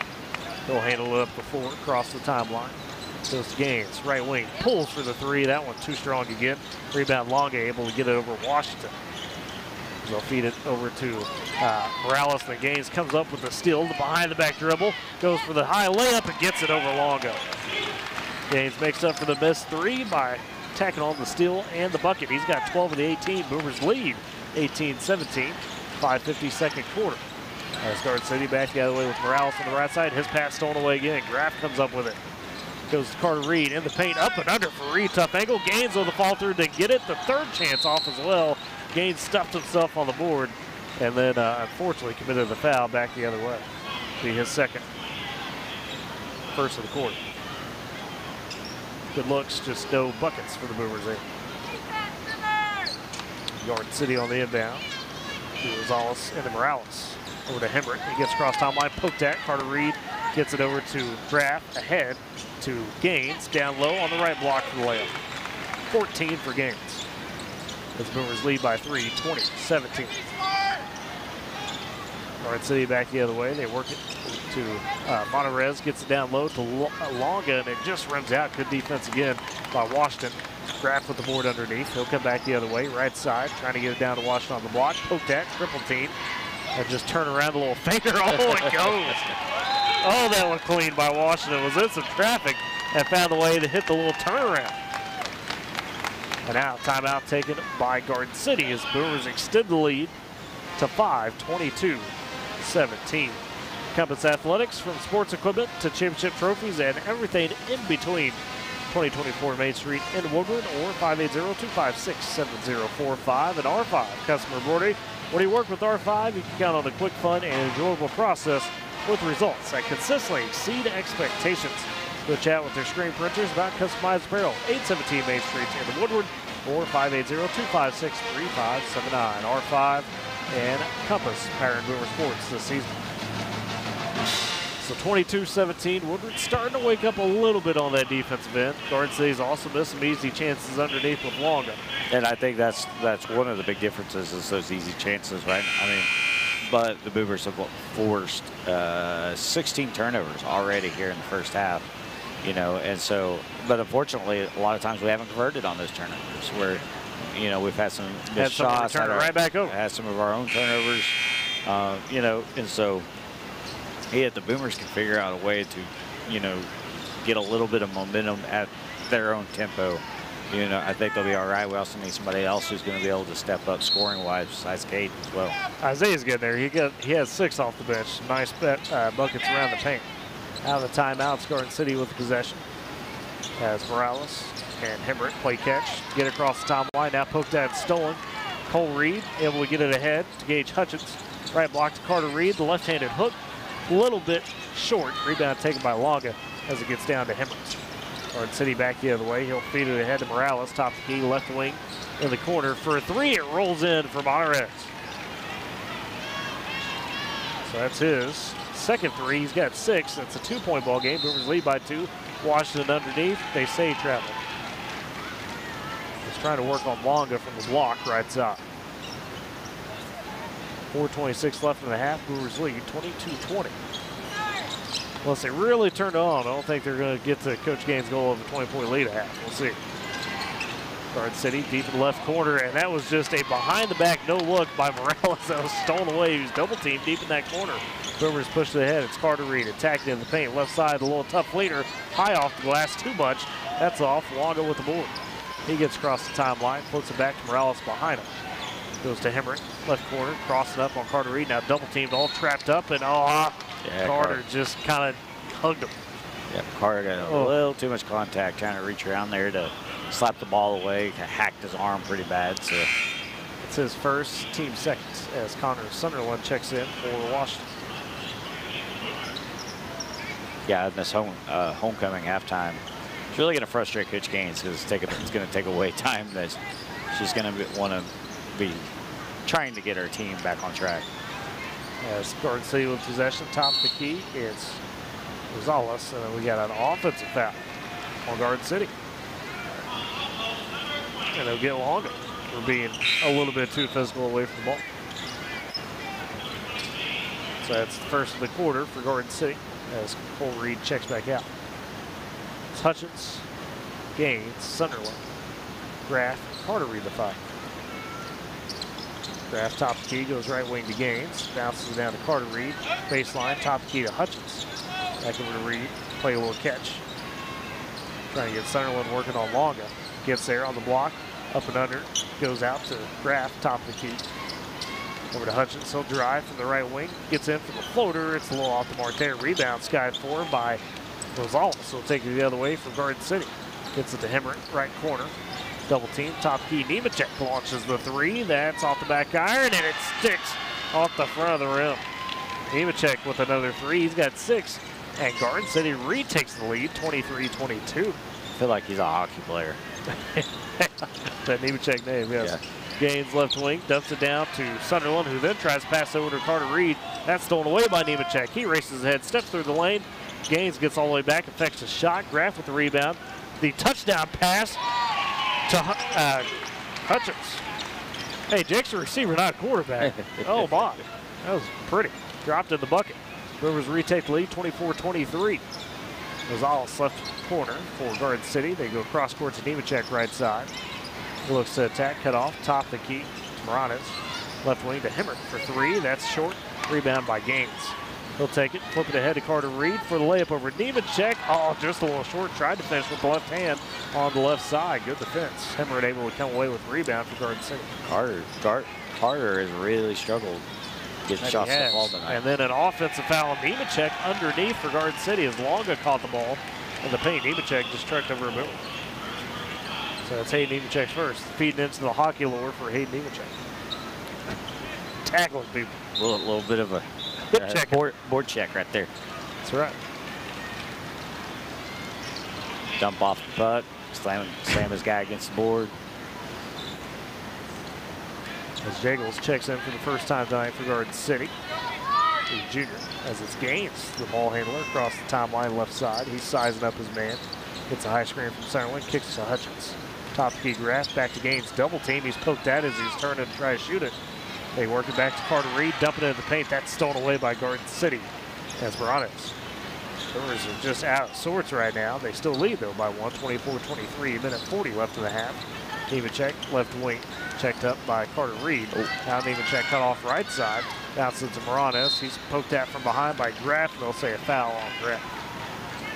It's his first, third of the quarter for him. Unfortunately, it kind of feels like that Dodge City game here at home as well, where the Boomers going too fast, can't get things to fall. Forcing a little too much at times. Yeah. What? Garden City possession. Rosales, the inbounder, beneath the right block. Gets it into Monterez. Gets up under Isaiah Washington for the layup, but it's too strong. Rebound, though, poked out to Garden City. Hemrick. Dished in the corner. Monterez for 3. That's off. Rebound taken by Nemechek left side. They extend. Monterez another 3 from that corner. You give him that many chances, he'll make it. As he does there. 9 points for him. 26-24, Garden City back with the lead. Hutchins able to get some nice space into the paint, get the layup right side. He's got 4. Tied at 26 with 1:06 remaining in the half. Nemechek down to the left baseline for Garden City. Bounces out to Monterez, gets up top to Rosales, nearly stolen away by Hutchins. Now comes back and does steal it away, pokes it right to Carter Reed. He'll feed it over to Gaines, across the timeline. Gaines will check it up, just bounces to Carter Reed to set up the offense. 48 seconds left in the half. Tied at 26. Gaines, right corner, takes the 3, a little bit off rhythm there. Too strong. Rebound, though, gets right down to Carter Reed after being poked. His layup, too strong. Rebound fought for Rosales, one of the smaller, Rosales, one of the smaller players able to take it. So he gets the right elbow, and then his pass stolen away by Gaines. Flips out to Carter Reed all by himself, going for the dunk. He got the layup as Hemmering was coming back on. 4 for Reed. Boomers take the lead, 28-26. 20 seconds left in the half. Garden City the other way. Might try to hold as Rosales, high left wing, has the dribble, top the key. Down to 11 seconds. He's cut off, trying to bounce it to Nemechek. That's stolen away by Carter Reed. Floats ahead of Gaines with 6. He'll attack, tries to get the one-handed jam, and goes in. Wasn't quite a clean dunk for Gaines. He's a little exhausted. 16 points for Gaines, and a launch by Garden City to end the half. That's off. And the Boomers take a 4-point lead into the break, albeit a bit of a sloppy one, as they lead 30-26 over Garden City. We'll step aside. You're listening to Boomer Basketball on Z92 and Boomer TV. Tired of complicated Wi-Fi management? Go Pioneer Smart Wi-Fi makes it easy.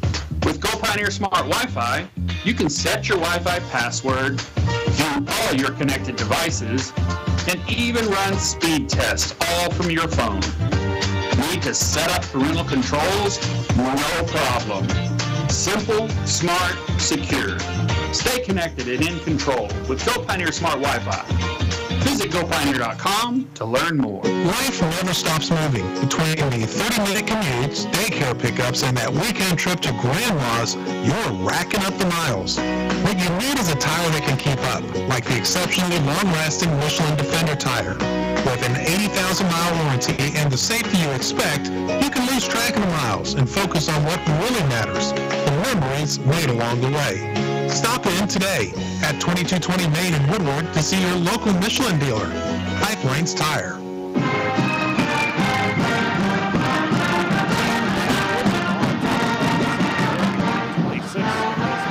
Contest, the homecoming festivities get set up as they're getting the balloons out, getting everything in place for homecoming here. As the candidates for the girls be Michaela Stivitt, Riley Douglas Fisher. For the boys, the Connors of Price and Centerland, along with Carter Reed. But let's look at our High Plains Tire halftime stats.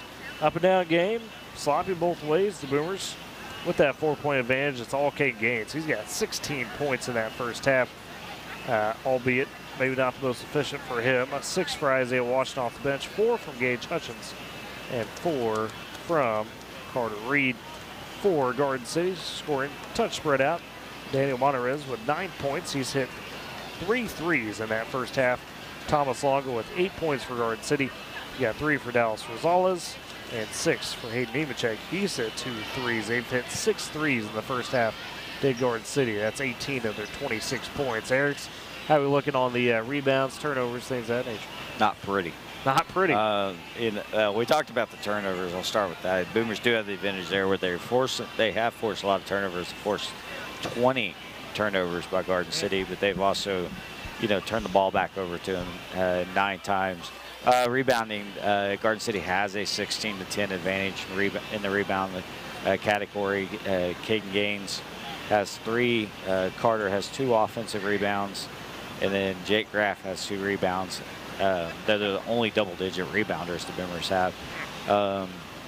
We talked about the turnovers they have forced. Caden does have 3 steals. Gage has 3 steals. Washington has 3 steals, and Graff has 3 steals. So they've done a good job of being kind of all over the floor and kind of keeping themselves in the game, because of through their defense. So still, just like we said, it's not been a pretty game for the Boomers. It feels like a lot. It kind of is a lot like the Elk City game, or not Elk City game. Too many cities. That were, Elk City, the Dodge Garden City, Dodge City, yeah, too many cities. So just been a little up and down game for the Boomers in that first half. As your High Plains Tire halftime stats to recap, visit High Plains Tire, 2228 Main Street is where your dollar goes further. As everybody about to set up for your homecoming festivities. As soon as we get it here, we'll turn it over to Mr. Troy Hartley. All right. Michaela Stinnett. Michaela is escorted tonight by homecoming team candidate Carter Reed.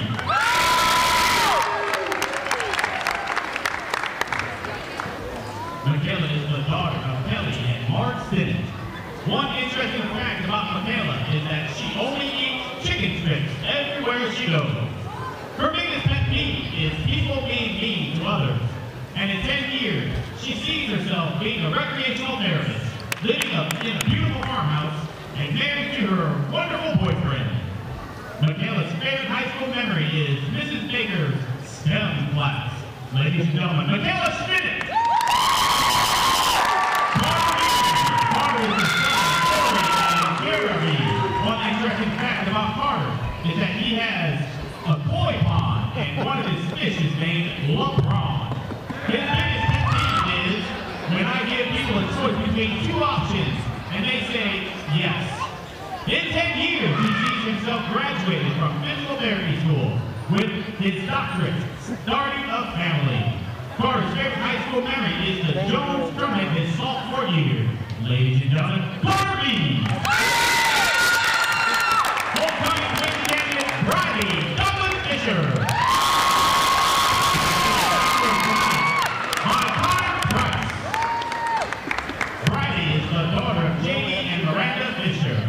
One interesting fact about Bridie is that she has watched probably every Disney movie. And in 10 years, she plans on living in Texas while pursuing a career in sonography with a boyfriend, at least. Her biggest pet peeve is when someone splits the pole. Bridie's favorite high school memory is meeting the Booth Group chat. Love you, Maddie and Avery. Ladies and gentlemen, Bridie Douglas Fisher. One interesting fact about Connor is that he is colorblind. His biggest pet peeve is when someone turns without using their turn signal. And in 10 years, he sees himself starting a family and working in a big city. Connor's favorite high school memory is the Jones tournament his sophomore year. Ladies and gentlemen, Connor Price. Homecoming candidate, Connor Sunderland.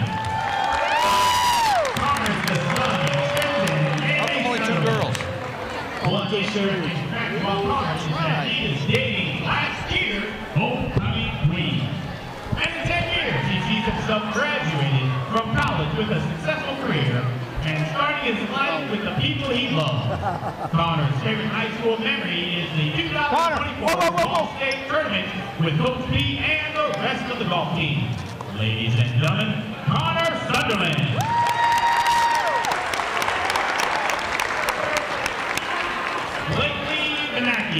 Blakely is the daughter of Nick and Shayla Manaki. She is 8 years old and attends school at Cedar Heights in Mrs. Custom-Singer's class. Her favorite movie is Home Alone. Blakely's favorite thing to do in school is see her friends and teachers. And her favorite thing to do at home is hang out with her best friend, Eliette. Blakely Bennett. Nathaniel Burchett. Nathaniel is the son of Bryce and Tiffany Burchett. He is 4 years old and attends school at the Early Childhood Center in Mrs. DeWall's class. His favorite movie is Monster Trucks. Nathaniel's favorite thing to do at school is go play. And his favorite thing to do at home is play with Bubba. Ladies and gentlemen, Nathaniel Burchett. And Rosie Nelson. She is 5 years old and attends school at the Early Childhood Center in Mrs. Stone's class. Her favorite movie is Frozen. Rosie's favorite thing to do at school is playing with her friends, and her favorite thing to do at home is playing with her little sister, Maggie. Ladies and gentlemen, Rosie Nelson.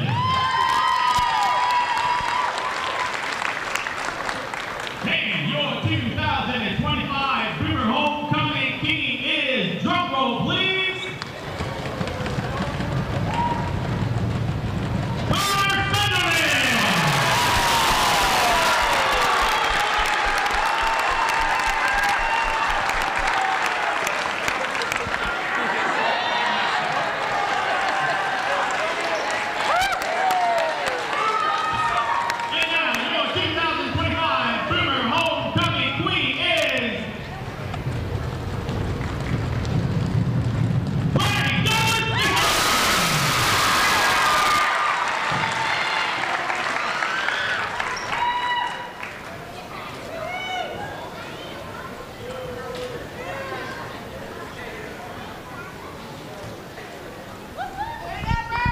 Let's give our homecoming king and homecoming queen a huge round of applause. And there you have it, your homecoming king, Connor Sunderland, and your homecoming queen, Riley Douglas Fisher, here tonight for the Boomer homecoming. Congrats to both of them. Good field, and Connor doing a good job with cape. We've had issues with that in past years. That's not an easy thing to do. I guess. It's never easy to put that cape on. but it's good to go. So congrats to them too, Riley Douglas Fisher, Connor Sunderland, your homecoming king and queen here for the Boomers tonight. So we'll step aside for break, come back with some of those keys to the second half, and get you set for what's ahead. You're listening to Boomer Basketball on Z92 and Boomer TV. Are you looking for a bank that understands your needs and works as hard as you do? Welcome to Bank of Western Oklahoma, proudly serving our area since 1908, offering free checking with no monthly fees and convenient mobile banking. Whether you're in Cordell, Oak City, Weatherford, Woodward, or any of our 6 locations, we're always nearby. Bank of Western Oklahoma, where the Western Oklahoma spirit is alive and well. Member FDIC, an equal housing lender.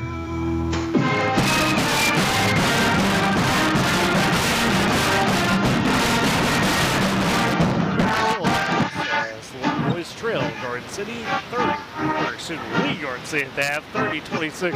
It kind of feels like the trail because it's been one of those games where it's just haven't been able to really seize the momentum. You mentioned multiple times, Eric, where it seems like Woodward's been content to play Garden City style this first half, and Boomers going to have to break out of that going into the second half.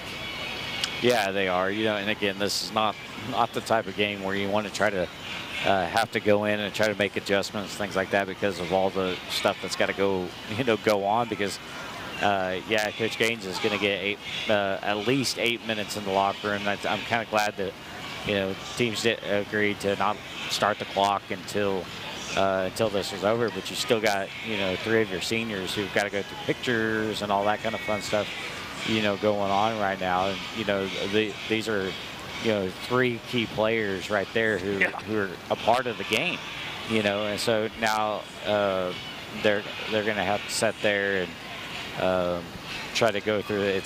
That's coaches are coming out here going like, wait, I got 3 guys that I got to have on the in the locker room right now. Why are we starting the clock? But it's just kind of the nature of the beast when it comes to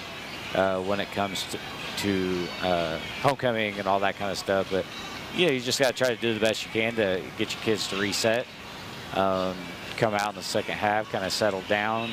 That you can play well whenever you play within yourselves. And I mean, Caden's forcing things right now. Carter's forcing things. He's having trouble. We've seen some sloppy offensive fouls, things like that. So I think if the Boomers come back and slow down just a little bit, get control of the game, then they'll be okay. But we thought that against Dodge City and it never happened. They ended up. Yeah, and Dodge City was able to come back and get that one. Yeah. Right. So was that our last? Was that our last loss? I think it was. Last loss was Dodge City. And so, we just, I don't know. You just got to try to get your kids to reset and come out and fight through the adversity. I mean, what's the message in a situation like that? You don't try to get exacerbated with them, but just say, hey guys, this is not our best ball. Is it that simple, or how do you try to get them into that right mental state? It's tough, and every team is different because as a head coach, you kind of try to learn how your team responds. Does your team respond if you're a yeller? Does your team respond to, hey, let's sit there, let's talk about this, let's kind of go through it. Whatever it is, you kind of got to take that kind of, but you got to make sure to kind of help them understand, hey, this is what we're doing wrong. Let's go out there a little bit with focus. And I don't know if it, because you had a pep assembly today and you didn't have your normal school schedule was all messed up just because of the pep assembly and all that kind of stuff. Like, how did that take you out of that game mode? And make it a learning experience. Say, hey, it's not a normal day, but as we get to playoffs, it's not going to be normal. And we just you got to learn to fight through that. And speaking of that, that does lead me to my next point. You missed earlier, they did announce the assignments for 4A earlier today. Woodward will be on the road against Elk City for districts.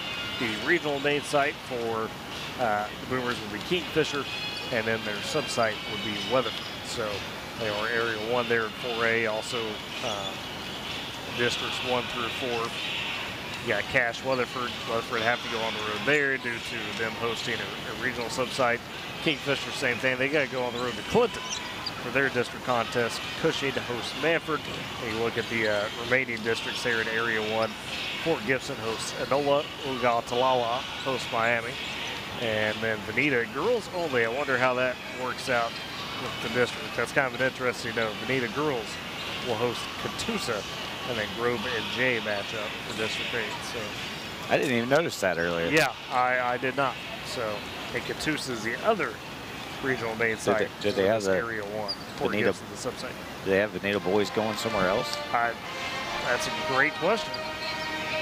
I'm going to look at that. Lone Grove is girls only, so that's odd. Okay. Lone Grove's in District 1. Okay. They've got a few girls only, boys only. I do not see Veneta boys anywhere, so. Interesting. So a few of those throughout the bracket. That's kind of different, if you will. Now I'm very curious. Yeah, you got to. Hey, and while I know we're on playoffs. And the area site, by the way, for area is Stroud. It's Stroud. But real quick, because I just pulled up my phone and saw it, I don't want to forget about it. Shout out to Boomer alumni Gracie Johnson, who is a Philadelphia Eagles cheerleader. So she's getting to be a part of the biggest sporting event of the year every year, besides WrestleMania. The biggest sporting event of the year, what? Besides WrestleMania. Oh. Yeah. But you know, she gets to cheer on one of the Super Bowl teams. The Eagles. Arguably the better team. Wow. Well, so let me say this. Wow. I think the Eagles are the better team. I'm going to tell Sean Kelly on you. Well, hold on. Oh, I think the Eagles are the better team, but it's hard to go against the Chiefs just because of the winning mentality. They know how to do it, get the job done. I'm going to tell Sean Kelly all I am day never, on you. and I'm not betting against Mahomes ever.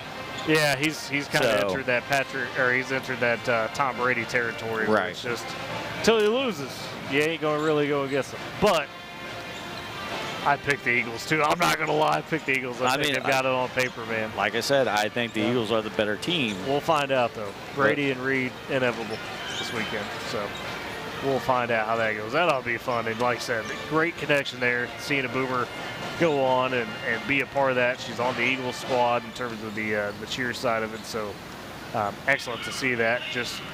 Just had graduated OU, was on the Palm squad there, had a good career, and to go on first year as a pro, a rookie essentially, and say, hey, I get to go to the Super Bowl. That ain't a bad deal. Hey, and you know it's crazy. I wish I could remember her name right now. We also have a Thunder Girl right now. Yes. And she may be in the NBA Finals, so, you know. They go, hey, sweep them all, right? Hey, man, so that's it. So what you're saying is if you want to make the finals, you want to make the Super Bowl, you want to make the Stanley Cup, you want to make the World Series, just get a former Boomer dance team member or cheer team member. I need a former Boomer of something in the Cubs organization.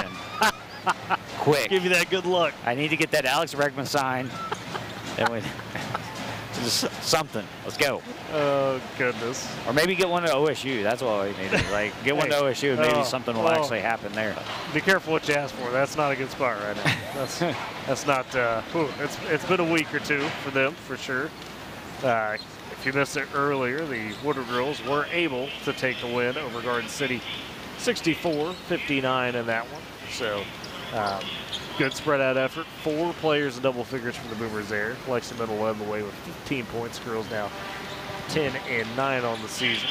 And looking at the softball side, because now you got me curious. Did mention earlier, Oklahoma State falls to Louisiana Tech 6-1 in the Port Navarro Challenge earlier today. Going against Northern Colorado right now are the Cowgirls. And they won't let me look at the stats. Okay, all right, that's fine. Meanwhile, OU softball off to a 3-0 start to the season. They run-ruled Cal Baptist earlier today, 8-0. And I don't think they may have started against Loyola. Let's see. They're playing Cal State Fullerton right now. Okay. Let's see if their website works. Hey, it actually works. Look at that. Look at that. Does it? Does it? Loading. It's there. Okay. Yes. And that one just underway, top of the first. So I'm so glad it's softball season. Like, I love basketball. I'm glad we're been playing well. We're kind of a lot of excitement, but man, I'm ready for baseball season to get going. It's that starts next week. College softball, all that kind of stuff. I've been seeing a lot of on my X account. Well, I should have called it Twitter. I always say Twitter, don't worry. Because I refuse to call it X normally. So, but it's just that time of year as we're talking about potential ice next week. So, Yeah, I know. We'll see how that Tuesday would be. Tuesday game for the Boomers, maybe on the road against Kingfisher. Keep in mind, we'll have to see how that works out. So they're supposed to be on the road Tuesday night against Kingfisher. But you got some of that weather you're talking about coming in. So. And I think I saw. We'll keep you updated. That the KOCO storm chaser is going to be out. Probably Tuesday night, maybe Monday night, maybe Tuesday morning. 2 rounds of winter weather coming up. So. Well, good thing I got you, Eric, and not a KOCO storm chaser. Not a KOCO. I know, I'm missing. All right. I'm missing. I'll be prepared Tuesday. I haven't been told I was fired yet, so. But yeah, we'll one of my keep you updated on that. One of my 30 jobs. Yeah, no joke. We end the regular season next week. Mentioned on the road against Kingfisher Tuesday, and then back home senior night a week from now against Anadarko's. 2 really good tests for the Boomers to close things out. Apparently, the Veneta boys are a 3A team, according to DJ okay. Trees. So now, how does it? What? And it must be, when you get into some of these like charter schools, maybe to balance out classes and all that kind of stuff. Weird. I know. Garden City has first possession to begin the second half, but they throw it away. A steal by Gage Hutchins. He'll drive, kick to Gaines in the corner, tees up the 3, too strong. Just not there for him from three tonight. So the couple, but missed quite a few. Hammer it the other way for Garden City as they trail 30-26. Feeds up top of the key to Rosales. Give it to Strucker. 7:39 left third quarter. After Rosales tries to roll around the top, finds Monterez in the right corner for 3. That shot off. Fed ahead to Carter Reed for layup the other way and gets it to stick. And you were worried about the homecoming side. Reed comes out and gets first basket for the Boomers in the second half. They lead by 6. Maybe that long break allowed him to kind of settle down a little bit because he was forcing things pretty bad that first half. Maybe so. Striker the other way for Garden State, trying to bounce down the baseline. Stolen away by Sunderland. To Gaines. Flipped ahead to Hutchins for the layup. Gage Hutchins with 6 points. Boomers now all of a sudden first 2 baskets of the third quarter, and they lead 34-26. Garden City trying to answer back. Monterez across the timeline left wing to Strucker in the corner right side. Top key to Rosales, crosses up on Price.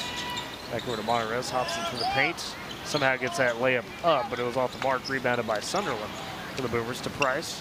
To Hutchins, he'll take the right corner 3. Oh, halfway in, it's out. Wow. But Sunderland underneath, the homecoming king flies in, saves the day. His first point of the game. And the Boomers, just like that, lead by 10 to start the third quarter, and a timeout taken by Garden City. Western Drug, 1021 Oklahoma Avenue in Woodward. They've got a friendly and caring staff and a drive-through window. That is awfully convenient. Always excellent service as well. Salem State Bank, they've got a branch now in Woodward. The new location, 2314 Williams Avenue. Salem State Bank Woodward branch offers full-service banking, including personal checking, saving, home and commercial loans, mobile and online banking, wire transfers, and much more. Western Drug, Salem State Bank, powering Boomer Sports on KMZE FM Woodward. So, Eric, they woke up a little bit finally, maybe. Yeah, they did. And they everything has a little bit better touch than they had in that first half. So, and they're kind of flying towards the ball, both on the defensive side, and like what we saw with that rebound with Sonny right there. He kind of came out of nowhere and went up and got that, and turned around, made a nice little touch, and rolled it up. So, the Boomers can continue that. Not again. A lot of their problem in the first half was just going too fast and forcing things. Slow down and just play a nice, I don't want to say nice, easy game because that's not their type of game. Controlled game, much right? more controlled game. Yeah. They'll be all right. It looks easy if you do it right. Garden City the other way out of the timeout. Hemrick able to feed it to Rosales. He'll tack down the right side of the paint, able to go up and under on Sunderland and get the basket. Tough one there. It's 5 for Rosales. 36-28, Boomers lead by 8. Price, left wing, top the key to Carter Reed. 6:15 left third quarter. Swing back over to Sunderland in the corner. As Reed just calmly gives it to Hutchins. Back to Sunderland on down to Reed. Lets man blow by him, gets the layup left side. Got Rosales in the air to go by him. Boomers back up by 10 again, 38-28. 5:59, third quarter. It's Hemmerich in the backcourt trying to feed ahead to Monterez. Stolen by Hutchins momentarily, but now on the floor is Hemmerich able to take it back. Still feed it to Rosales. Drive, trying to get it to Longa and knocked out of bounds by Carter Reed. Good recovery defensively. I guess technically it's knocked out of bounds. He kind of threw it right into the back of Connor. Kind of came down. Carter was playing a good defense, just back to the ball. And inbounds for Garden City. Goes up top to Stricker. Started by Gaines. Cut off left side. Gives to Hemmerich. Gets below the free throw line. Over to Rosales, right wing. Trying to attack baseline. Floats it into Longa, and then Jake Graff comes in and bumps him. See if they get Graff or not from the foul. And it is Graff indeed. A little too aggressive there. So his second, first of the quarter for either team. Boomers lead by 10, 38-28, 5:35, third quarter. The inbounds for Rosales goes to Longa, top the key, checked by Sunderland. Give it to Hemmerich, back to Rosales, turns, drives in the paint, poked away, stolen by Carter Reed. Gives it ahead to Hutchins for the layup and gets it to fall. Gage Hutchins with 8. Boomers now lead by 12, 40-28. Nemechek in the game for Garden City. He's got it on the inbounds in the backcourt. Go to Schrecker. They break it across the timeline to Hemmerich. Has kick over to Nemechek left side. Top key to Rosales.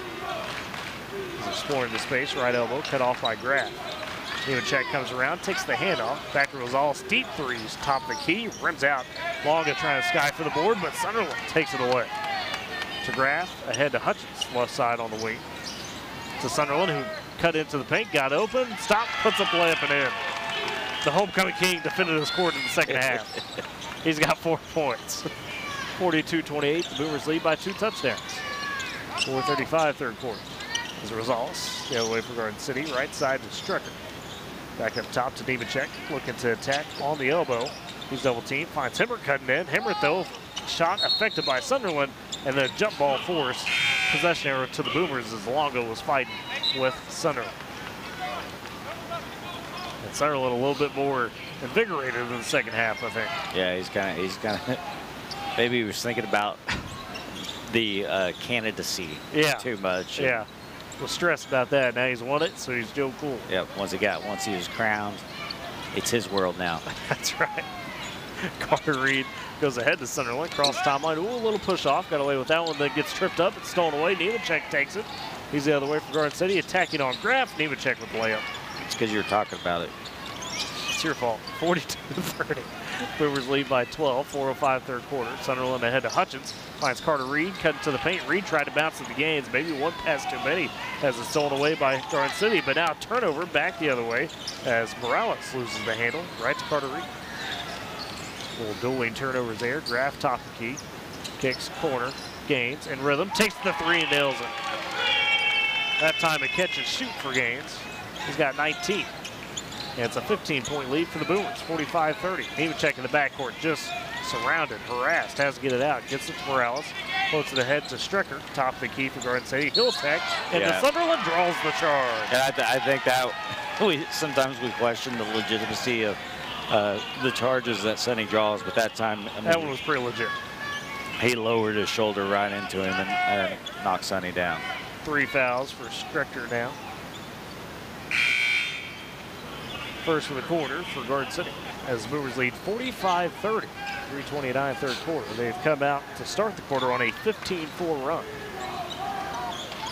It's Reed on the inbounds to Hutchins. Price back over to Reed. So we're still with some pressure in the backcourt. Finally Hutchins takes it right wing. Bounces it down to Sunderland, who was cutting in, but then he got poked away by Garden City. Sunderland was trying to cut in. And that's kind of been the story of the game for the Boomers because they had good passes, but every time there was passes, somebody, it was kind of, kind of a sloppy getting it under control. Gaines another pull-up three from the left corner. This one goes. Well, I say pull-up three, catch and shoot.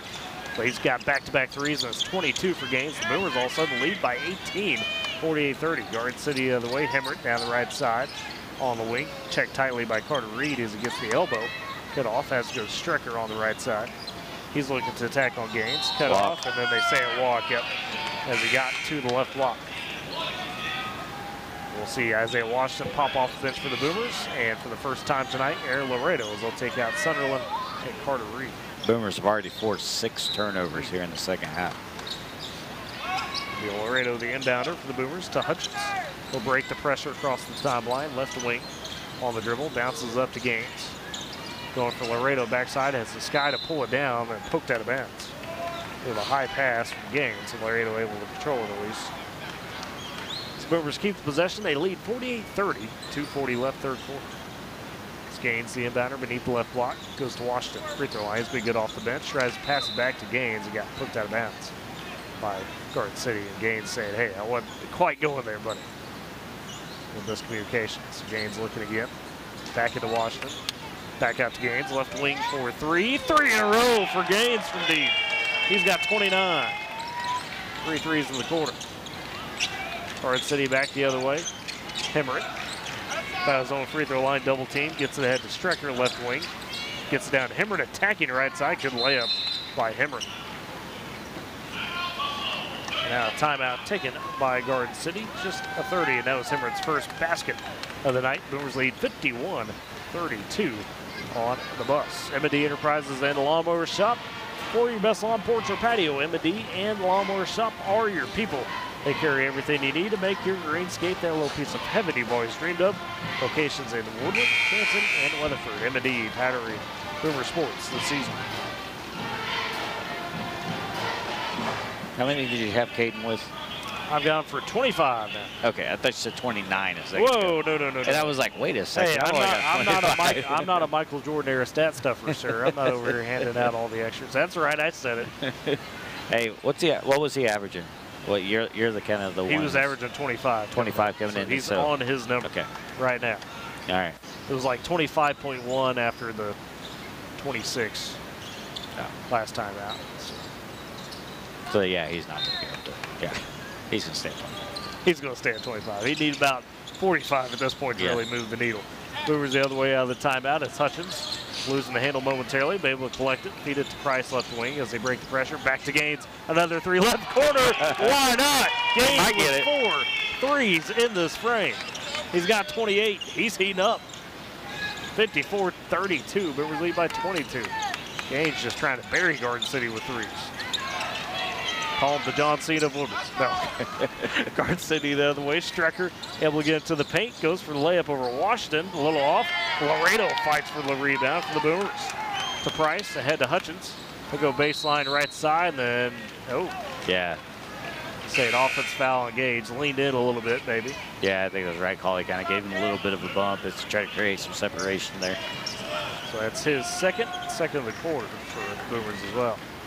1:38 left, third quarter. Boomers lead 54-32. Garden City trying to fight back. Boomers have raced out to a 24-6 third quarter, and now a travel on Nemechek as he was double teamed right in front of the timeline by Gaines and Laredo. So another turnover forced. What are we at on Garden City turnovers? Looks like we are at 27. Jeez. Gaines, right corner, takes it for another 3. It's off, and then a foul, though, underneath on Strecker. As Hutchins went to the floor away from the ball. So we get Strecker for his 4th, and that's the second of the quarter for Garden City. Now Monterez checks back in. That was impressive. What? They picked up some piece of trash on the court. Referee did, brought it over and put it right in the hole. Nice, good job. Unintentionally, I think. Inbounds for the Boomers. It goes to Washington. The little turnaround fade away from the block. She's got 8 off the bench now. Isaiah with a good game. Makes it 56-32. Boomers up by 24. Exploding in the second half. Then 17 left in the third quarter. There's Nemechek inbounds to Morales. Back to Nemechek. Gaines trying to get the steal. Can't save it. Colt Moore comes in for the first time tonight. Going to give Caden Gaines a break. I think that might be Caden's first break of the night. If not, it's probably the first extended break. I think it is his first break. We'll see Cole Reed come in. Take out Gage Hutchins. As Nemechek the dribble for Garden City in the backcourt. Cut off, has to go to Morales. They throw it ahead, and that's to nobody. Hemmerich was in the area, but Garden City can't track it down as the turnovers just piling up for the Buffs. Brewers lead 56-32, 1 minute remaining third quarter. Scraff in the backcourt. Right wing to Cole Reed. Elbow to Washington. Looking to hand back to Cole Reed. He pulls up baseline for the jumper and it rattles home. Got just enough space away from Longo. It's Cole Reed's first basket of the game. Nemechek feeds ahead. Monterez, they go to Hemmerich, down to Longo for the layup. Good defense from Washington. Forces a miss. Graff able to come up with the board. Flips ahead to Cole Moore for the layup. And in. Cole Moore's first basket. The Boomers pouring it on now. They lead 60-32 with 25 seconds third quarter. Garden City with it. Nemechek. Monterez up to Hemmerich. Right side. Layup just a bit short. Longo. Washington fighting for the layup, or for the rebound, I should say. And a foul on Washington. No, they're going to get Graff, I think. They do. Graff's third. They call it a shooting foul, so it sends Thomas Longo to the free throw line. That's only the third Garden City rebound of the quarter. And you can feel it. I mean, the momentum just absolutely shifted. First free throw for Longo. 2 long. Guh. That's Sean Kelly's influence. I can't. That's Dad Joe Friday stuff right there. Longo, a few dribbles. Dips and shoots. Second free throw. Oh, just rimmed out. Rebound taken by Cole Reed, but then poked away. And a quick layup from Nemechek. So he's got 10 off the bench. 60-34. Hoover still lead with 9 seconds third quarter. It's Cole Reed, left wing. Top key with more than 5. Laredo right side with 4. Back over to Graff with 2. 1, he loses the handle. And a heave from Nemechek to end the third quarter. That's off the mark, and we'll go into the fourth with the Boomers up by 26, 60-34. We'll step aside. You're listening to Boomer Basketball on Z92 and Boomer and TV. Tackle an endless to-do list every day. May seem like a thankless job, but you know better. It's the little things that matter most. That's why you appreciate the enduring value of the Michelin Defender tire. Designed for doers like you, Michelin's longest-lasting tire keeps you on the go longer, so you have one less thing to worry about on your next road trip. Stop in today for miles of uncompromised safety and performance. Visit your local Michelin dealer, High Plains Tire, at 2220 Lane in Woodward. This back-to-school season, give your home the connection it deserves with Go Pioneer Fiber Internet. Experience the power of Wi-Fi 6 technology for smoother streaming, gaming, and learning. And with the Go Pioneer Smart Wi-Fi app, managing your home network is a breeze. Choose from multiple plans with symmetrical speeds for lightning-fast uploads and downloads. Get your family school-ready with Go Pioneer Fiber Internet. Sign up today at gopioneer.com.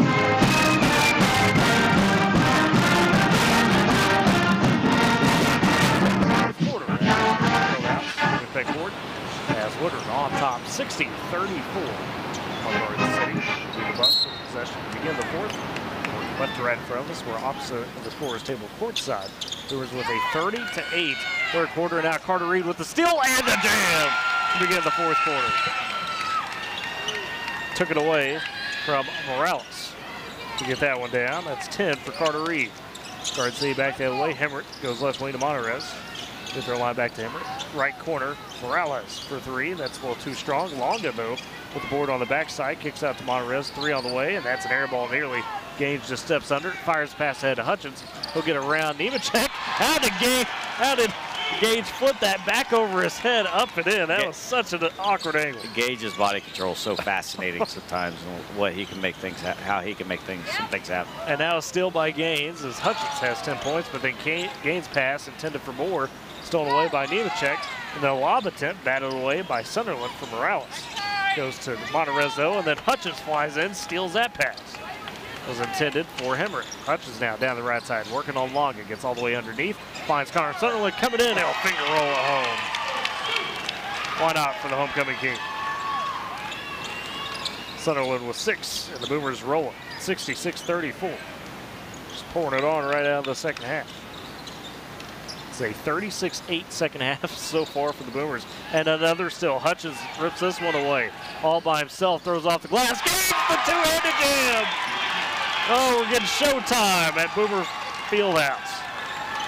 And I missed it. Oh, it was pretty, Eric. 30 points for Gaines. And then a timeout by Garden City. What a run in this second half. The Boomers lead 68-34. It's a 38-8 second half so far. My goodness. Smith & Co. Auction to Really, Oklahoma's real estate and land auctions experts. Smith & Co. is your #1 choice for all your land auctions and real estate needs. Call 580-254-3975 or email Ira at smithcorealestate.com. And Great Plains Bank, Heritage, Trust, Respect.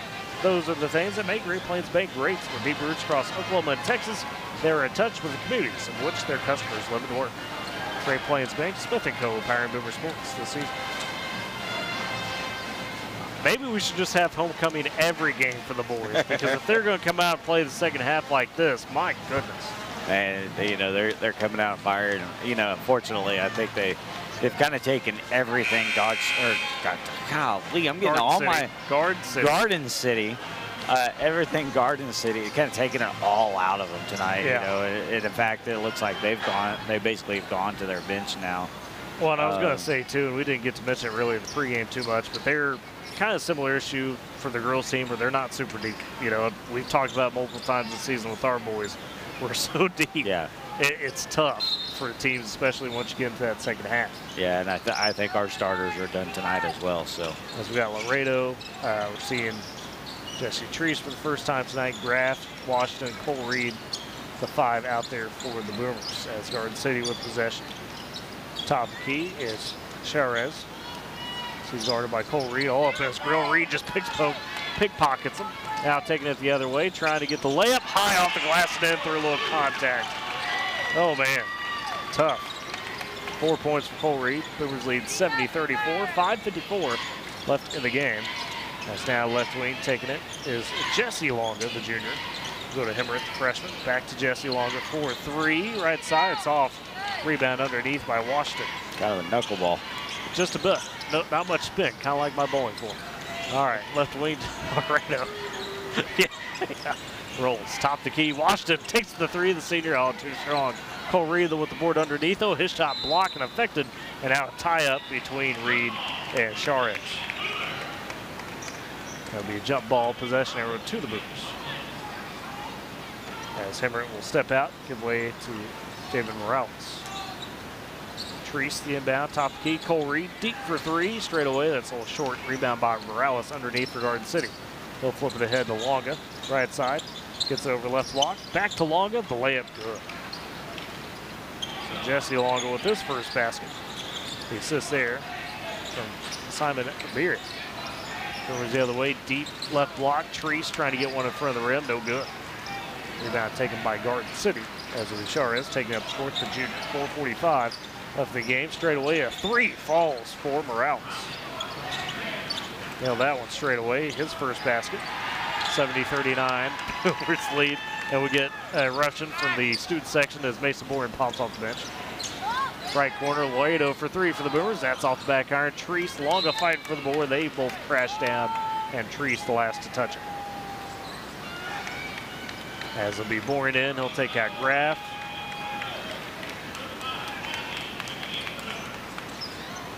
And we'll see Luke Talley also in. As the other way for Garden City is Morales top the key. Right side, he's double teamed. Laredo, Cole Reed on him, and a foul, they'll say, on the Boomers. And they'll get Laredo getting too aggressive. That'll be Laredo's first, team first the court. 4:01 left in frame. Boomers lead 70-39. It's been a huge second half. Longa in front of his own bench. One down in the backcourt to Morales. Picked up by Laredo across the timeline. Left wing, Morales attacks, kicks out in the corner. Beria thinks about the shot, but now tries to drive, and he'll flip it back out to the Jaggles. Top key, Longa trying to attack. Finds Morales on the right wing. Left corner, 3 on the way. That's too strong from Charez. Mason Bourne trying to get the rebound. He's on the floor. Tied up. They'll say jump ball, possession arrow to the Boomers. Scoring, trying to get physical, get the board. And if for those who are joining us from Kansas, Oklahoma does not have the running clock in the fourth quarter rule, so. Can drag on. I wish we adopted that rule. I like it, Kansas. I appreciate your ideas as well as the shot clock. I like scoring. Steal taken away by Charez for Garden City. He'll drive and get the layup onto the glass. So that's a bucket for him. His first. 70-41. Boomers lead. 3:05. Third left in the game. Now the turnover is able to take that one is Barry. He's got top to Keita Morales. Gets it right wing to Charez. Head off at the free throw line. His pass almost stolen, but getting it was Varia underneath on Boring. Tight defense forces the miss, and the rebound poked out of bounds by Boring. Colt Moore about to check back in for the Boomers. And he'll take out Cole Reed. Boomers on a 40-15 second half. It's Garden City with possession. It'll be Charez top the key on the dribble with 2:35 left. Boomers lead 70-41. Long at right side, looking to pass, dumps it inside. So Jaggles working on Luke Talley, gets the basket. Up and over him, that's first. Jaggles Laredo right wing for the Boomers. Gets to Boren on the elbow. Student section, one of them to try to score. He has passed back out, he's double teamed. Colt Moore, left wing, he'll fly in. The floater, too strong. Backside though, Trees powers up. Just rimmed out. Rebound taken by Morales. Garden City will push the other way. Nice bounce pass down low to Jaggles. That shot though was too strong, but a foul they say afterwards, I believe, on Colt Moore. Flew in trying to recover. Do they get Trees? Or Talley, excuse me. They do get Talley. His first, team second. So I send Jaggles to line. First free throw off the back iron. Lead 70-43. Stormed out to a 38-8 second half before pretty much both teams waved the flag. Second free throw will go in. 3 points for Jalen Jaggles. Boomers the other way. Colt Moore to the hole from the right side. That leaks out. Rebound by Garden City. Minute 50 left. Boomers lead 70-44. Buffs back the other way with Morales. Sips the pass down to Jaggles. Hop step in the lane and gets the layup to go. Jaggles with the basket. He's got 5. And we'll see Crosby Reed step in for the Boomers. Take out Talley. Grayson Roach as and well. Grayson Roach, yeah. Coming in. Grayson Roach and his flow. I like it. Got the good hair going. There's no doubt about it. Oh, Crosby's pocket just got picked. He did by Morales as I was looking down for subs. Morales with 5. 70-48 Boomers lead. Crosby Reed trying to bounce at Laredo, bit of a lazy pass there, taken by Charez. And Laredo able to steal it right back, and he gives it ahead to Colt Moore on the block. Challenge on the shot, that's off. Laredo, why not? Cleans it up. He got the steal, why not let him finish? He's got 2. 72-48, minute 10 left in the game. Woodward on their way to their 11th straight win.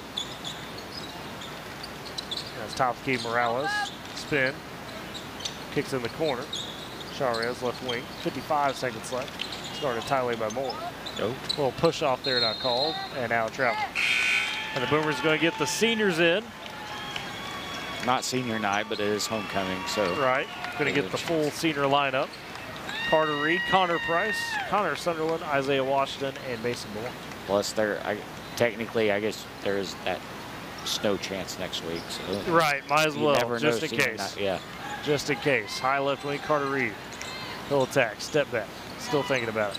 Feel there's going to be some showtime here, trying to get Mason Moore in a basket. Connor Sunderland top the key. When we see an ISO Sunderland, we haven't seen it all season. Price in the left corner, holding it with 30 seconds. Trying to get Mason, I think. It's just not there. I think this is all for Mason. It's still not. Couldn't, as it's stolen away by Garden City. Longa the other way. Down the right side. Oh, he'll lose the handle. It's a turnover back to the Boomers. 18 seconds left. You just got to get Mason a little space. Let him get some space. 15 for Carter. It may be done. We'll see. Clock ticks down to 10.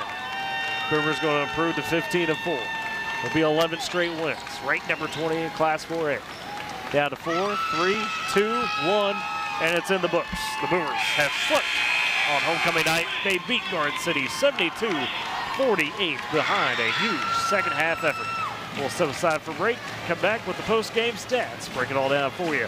You're listening to Boomer Basketball on Z92 and Boomer TV.